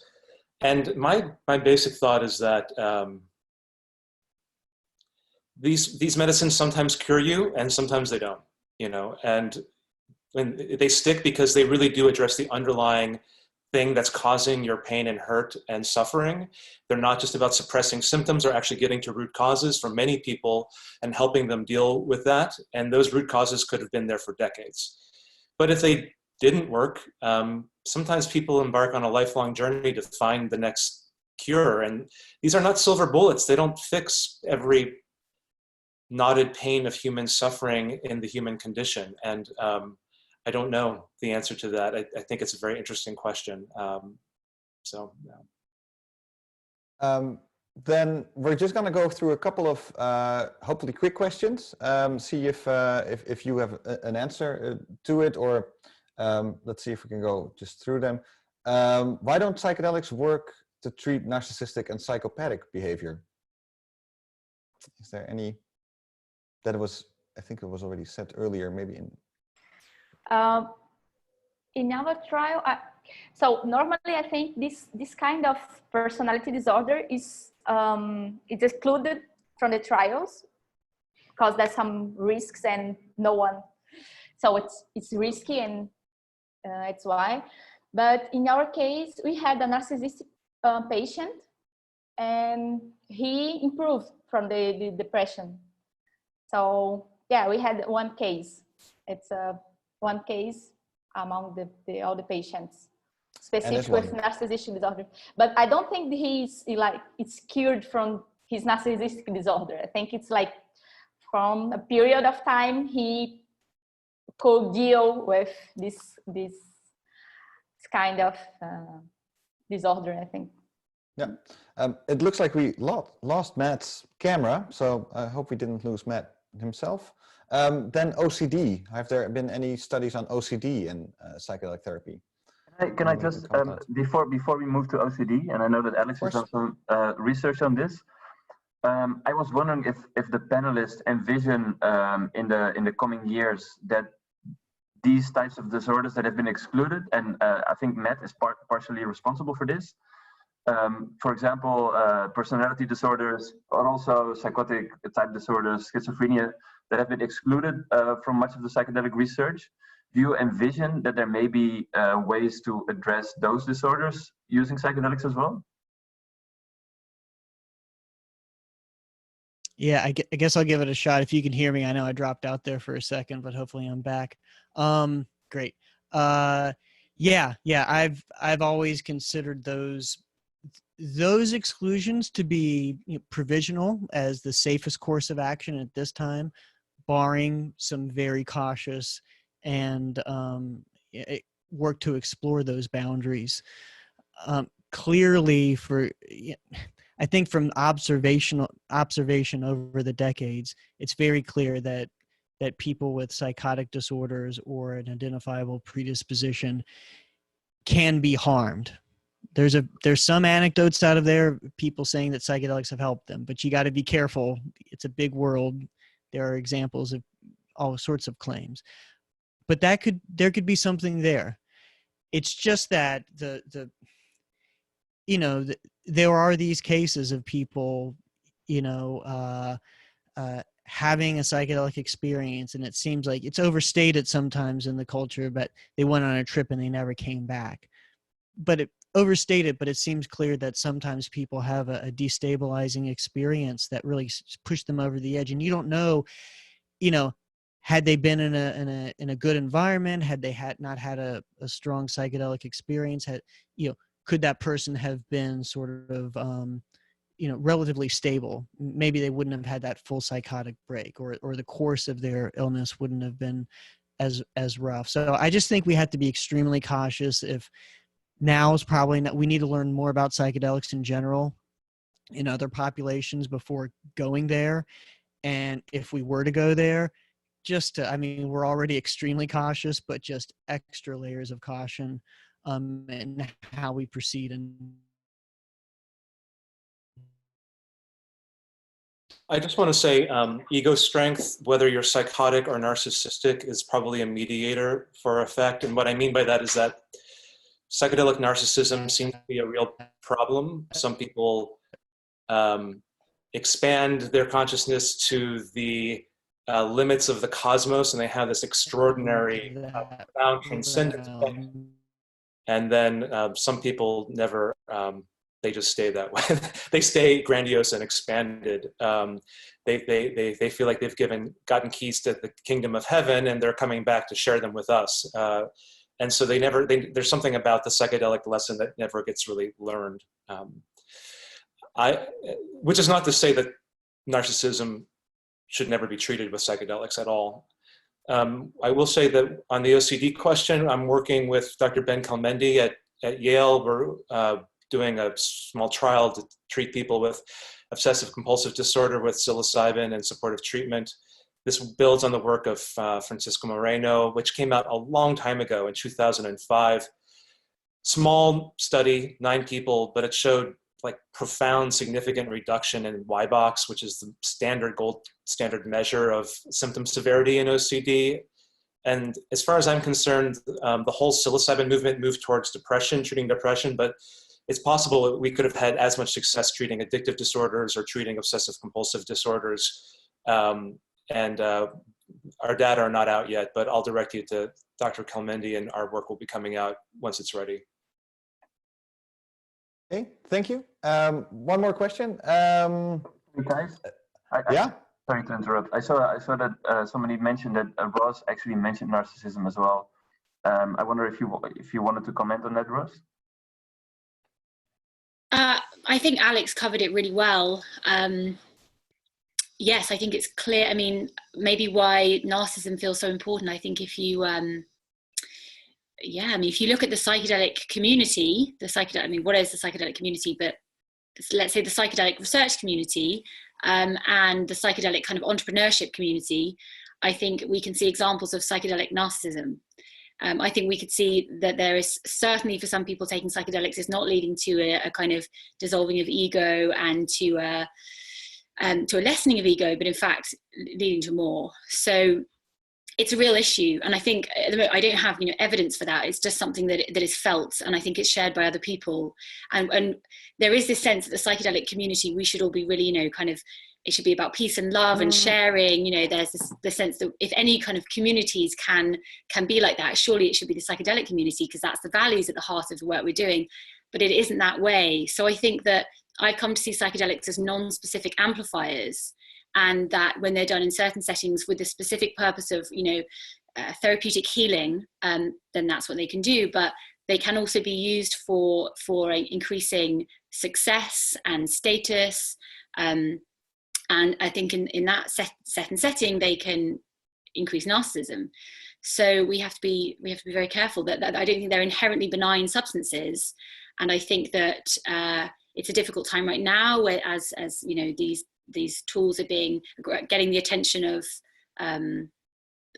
pharmaceutical companies, etc., and they're expanding, and there is this lure of the ring, the lure of power. These are kind of magical tools that can make you see different worlds, and actually the other thing is, I think that giving people psychedelics has a tremendous lure too, because when you administer psychedelics, people often think that you're in some way kind of magical. Like, you give them the psilocybin and they say, you're an angel, or and it's this kind of incredible projection, which maybe for them it feels really important. But if people don't reflect on the fact that this is just projection, and it's not that they're actually a magical healer, that they're, then I think that there is this, it's in a way, it's quite difficult to work with these substances without falling prey to that kind of inflation of ego too.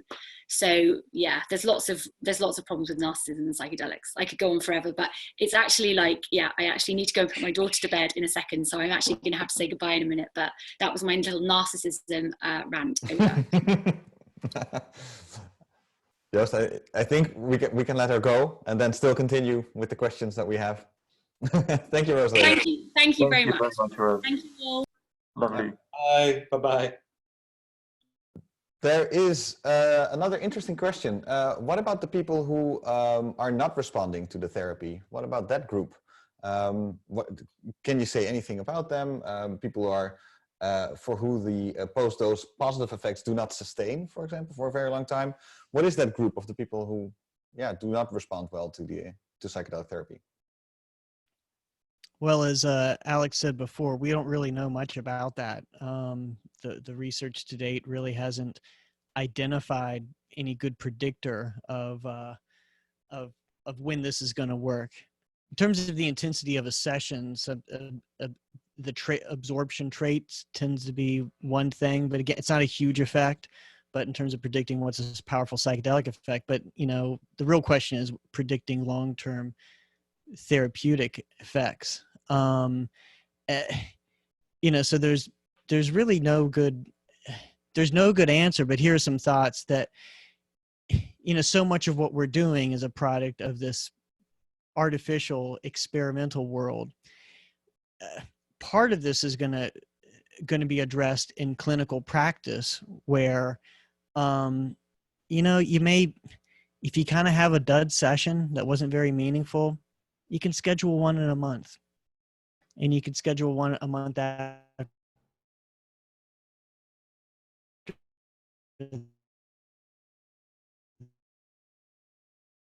that.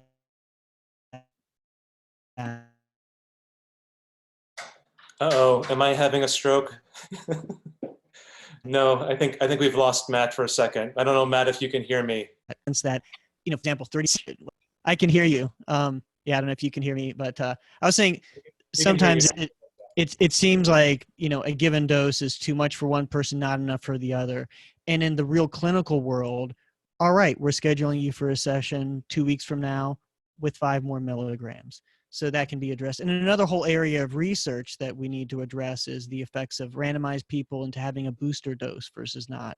So we need to explore for the people that did see an initial benefit, and then there was a decrement, is a booster effective? I think this is it's very interesting because, as Matt said, I think all studies we had with psychedelic and some therapeutic effect was a single dose study.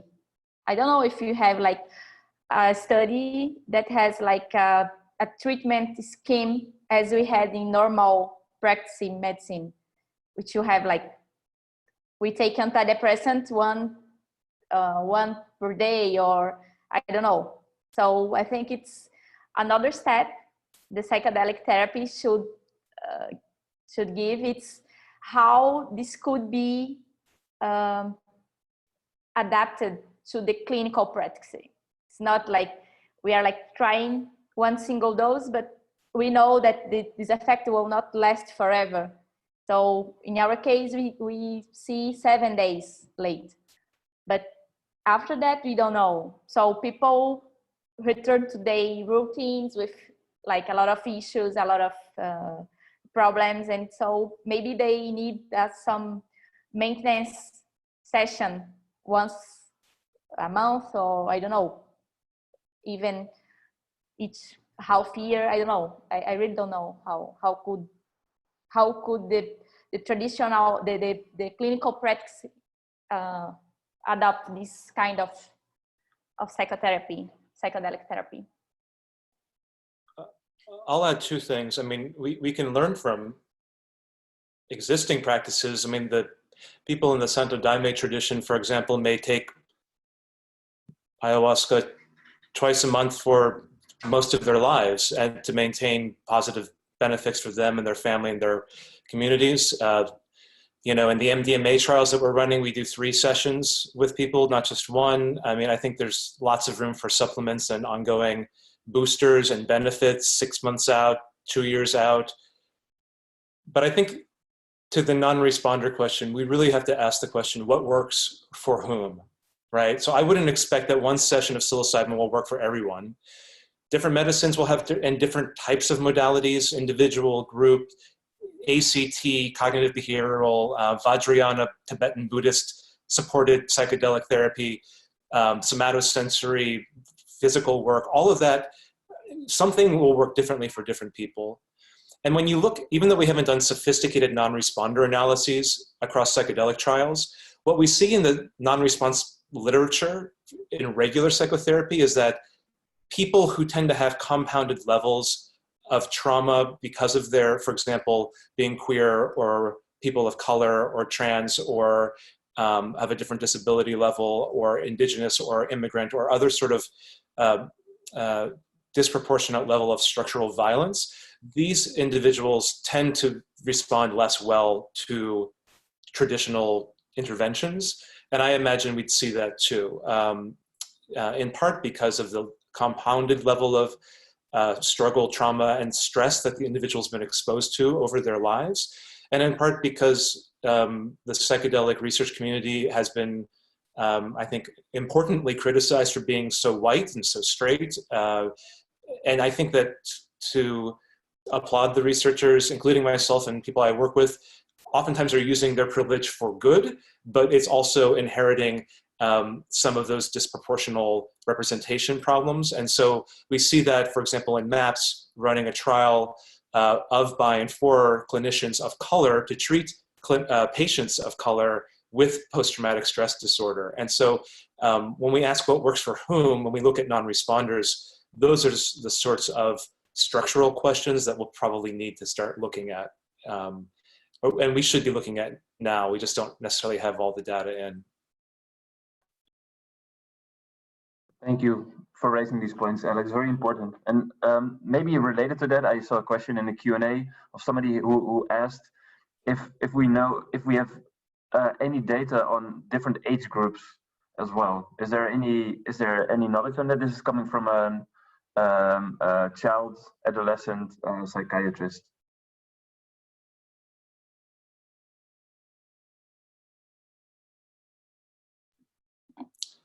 I'm not aware of any data. I will just say something, in part because nobody wants to give psychedelics to kids. That's not true, but there's significant research barriers to conducting this sort of research. On the other hand, in the United States, the Food and Drug Administration would give a company bringing a psychedelic medicine to market an additional 6-month exclusivity period if they run pediatric trials. So the FDA is actually, in the United States at least, is invested in the idea that if we're going to release a drug to market, we want to make sure that it's safe and feasible to use in an adolescent or pediatric population. Most of these drug development companies don't run those sorts of studies. So to incentivize, to create an incentive to do that research, they actually reward the company if they conduct a pediatric trial. I know that MAPS was potentially interested in running a pediatric study of MDMA-assisted psychotherapy to treat PTSD in adolescents. And I think that, but as I'm not really that familiar with existing research in an adolescent population, and I'd be curious if somebody else knows. I don't know any research also, but in Santo Daime and Union of Vegetal Church, I know that children, I don't know if how old are they, but children and adolescents also participate in the rituals. So, and I think that's that's an observational study. So I think it's Grob in the 90s, I think, that evaluate these children, and they did not find any difference between the children from the church and children not going to the rituals.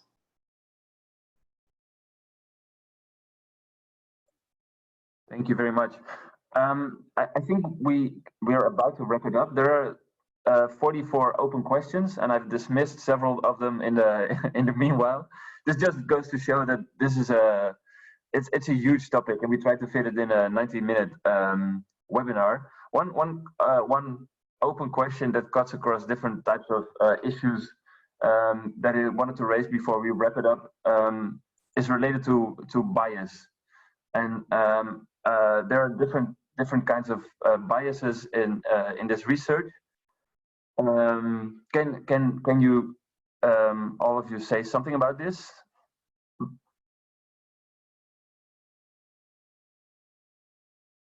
I apologize for not being more specific. I'm trying to look at the specific questions related to bias. Yeah, I think I saw this question in the text, and my impression was maybe they meant experimental bias. In other words, are we appropriately controlling for placebo effect? And if that's what they meant, here's my, it's it's something we've struggled as a field quite a bit with, and I think I'm just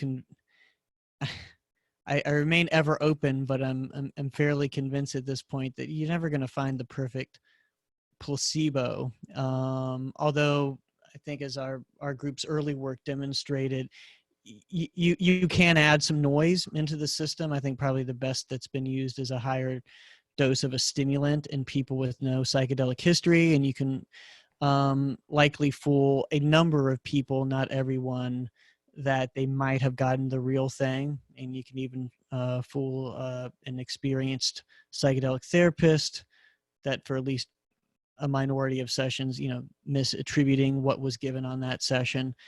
But I ultimately view that the answers in this field come through a triangulation of methods. I think one of the most powerful, I think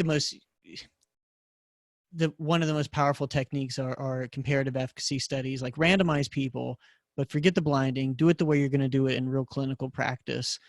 Because you do kind of create a Frankenstein's monster where you have someone lay on a couch and they don't know whether they're just going to be bored stiff for hours or have this like one of the most intense experiences of their life. When is that ever going to happen in real clinical practice? So it does, having been in dozens of these sessions, it creates a weird thing that we're modeling something that's not going to happen. We need the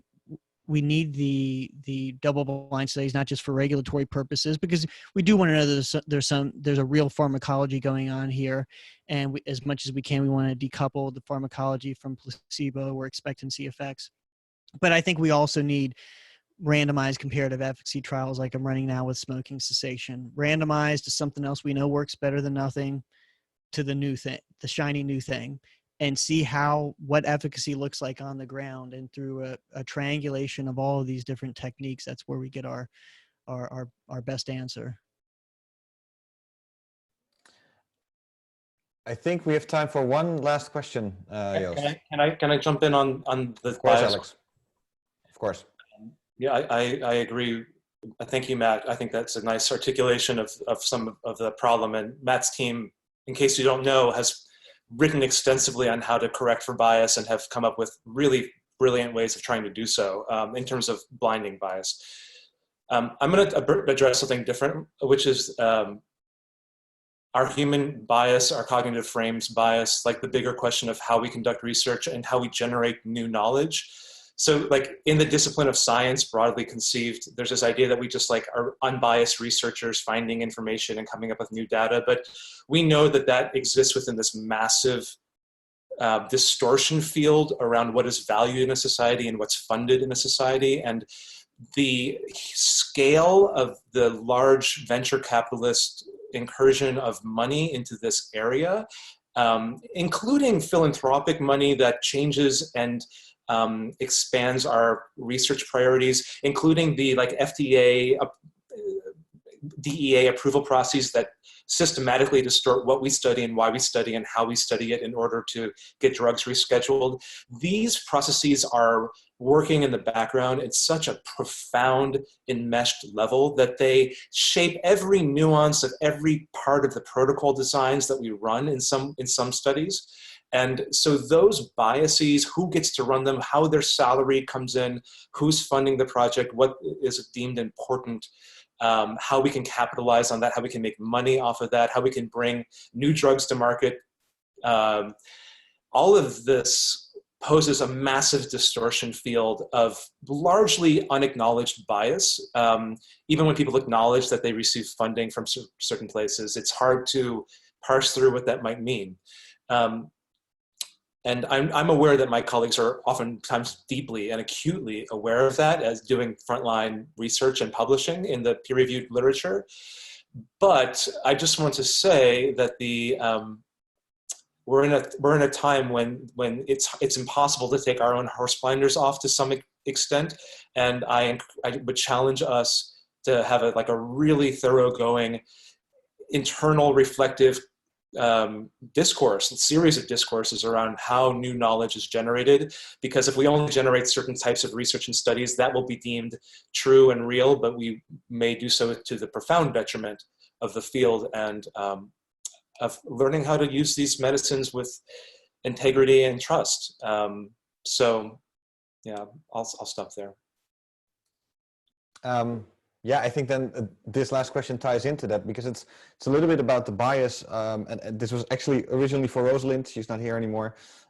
So in a general sense, the bias of the patient, of her or himself, can it be that we only see a certain expected outcome? Felix Heaver is asking this, that it shows you the things that you want to see, that gets you into a state that you like, or reveal only what you want to be revealed.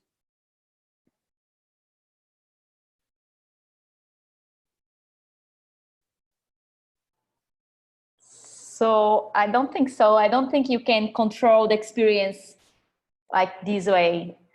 This was one question we posed to our patients, was if he or she thought that he was controlling the experience, or there was something or someone controlling the experience.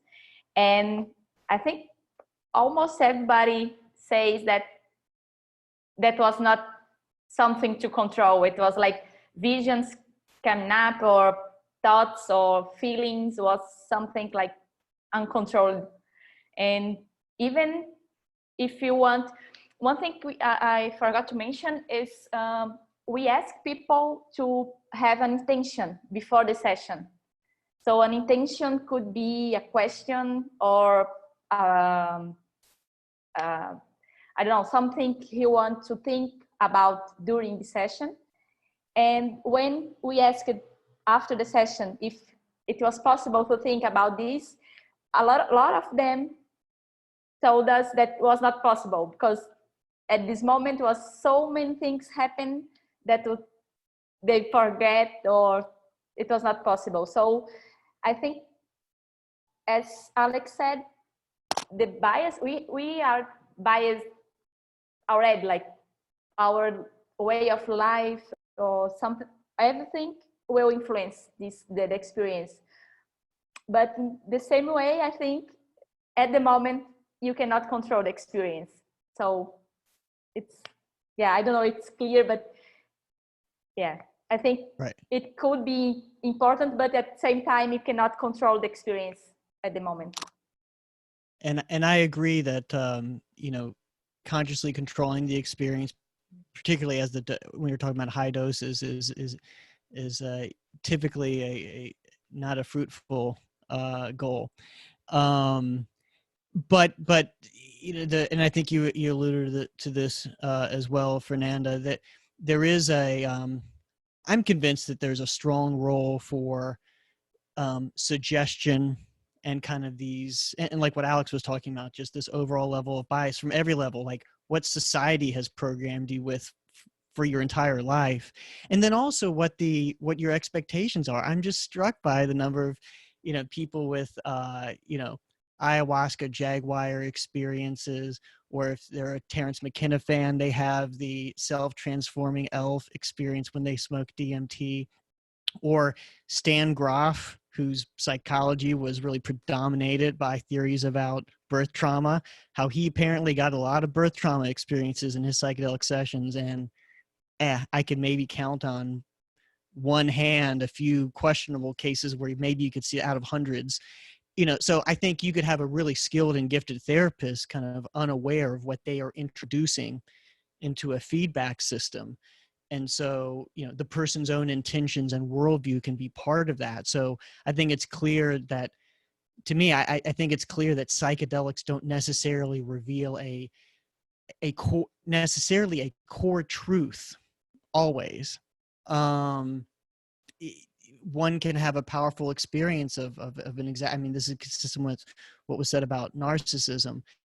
It could, you know, distort and inflate some kind of problematic and biased perceptions coming in. So always best to and that's why the importance of a well-grounded therapist and therapeutic framework is part of that optimal formula.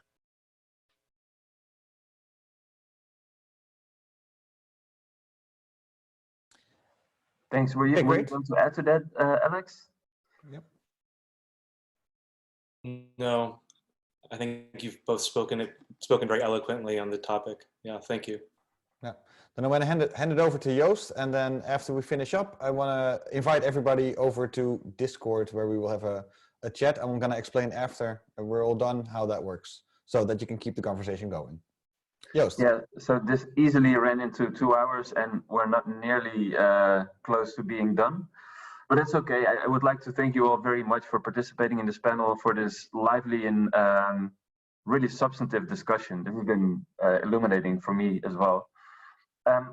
Thank you, Alex, for mentioning those very big ticket items. Those are actually kind of some of the discussions that we were hoping to address at ICPR as well, that we are hoping to address at ICPR, because I do agree that it's important to realize that this research doesn't take place in a vacuum, and there are important systemic forces, social, cultural, economic, at play, and we do need to address those as well, and to be able to critique those. So that's for the future. We'll be keeping you updated about that. For those that are participating tomorrow as well, we will have a panel at 4 p.m. our time in Amsterdam on methodologies of studying altered states of consciousness. So how do you get access to this black box of Alex's, or all of our black boxes actually? So this has been amazing. It's a pleasure to see that it works with panelists from across continents, across countries, in New York, Baltimore, London, Amsterdam, and Natal in Brazil. Thank you all for your interaction, for your participation, to all the attendees. I could just see the questions and comments popping up. I don't think any of us have had time to go through those. But as Thijs said, we'll have a Discord channel for people who want to continue the discussion. And I would like to wholeheartedly thank you all from all of us here at ICPR, and we'll hope to see you again in September. Please take care, stay sane, stay safe. And Thanks for having us, Joost. Thank you all. Thank you everybody, all. Thank you. Everybody can hang up or mute their camera, and then I'm going to explain the next step. So everyone who's still there's still 150 people on Zoom, and we already have almost 30 people on Discord, so that's very cool. Discord is a chat app. It's basically chat first, voice second, and video it can now also do third. There is a web app available, which is on discord.com. So if you make an account there, then you can just do that, but you can also download it as an app. And then there's going to be different channels in which you can choose the voice chat, or you can choose to just type. That can also work. So if you have any problems, I'm going to be around here for a little bit to see if you have any questions, if you're not getting in. And then I'll see you on Discord in a little bit.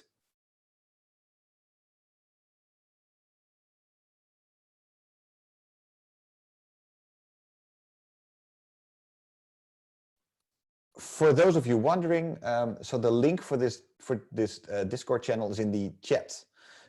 So you want to go down to your main screen, click on chat, and then there will be a link to discord.gg/ and then something difficult.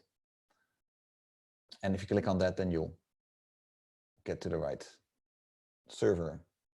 There are now 40 of you on Discord. That's great.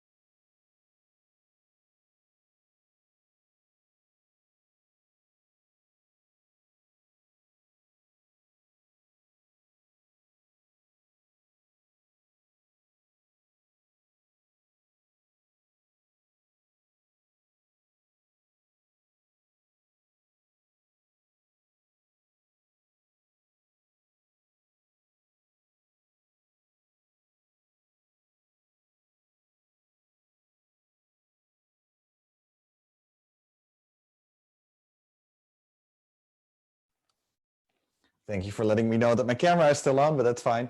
I can be on camera. I'm just hanging around for a little bit. So there's still 75 people in the Zoom call. So if they're having any trouble with getting into Discord, I just want to be there for them. So again, the link is in the chat. So I hope you can all find the chat button at the bottom.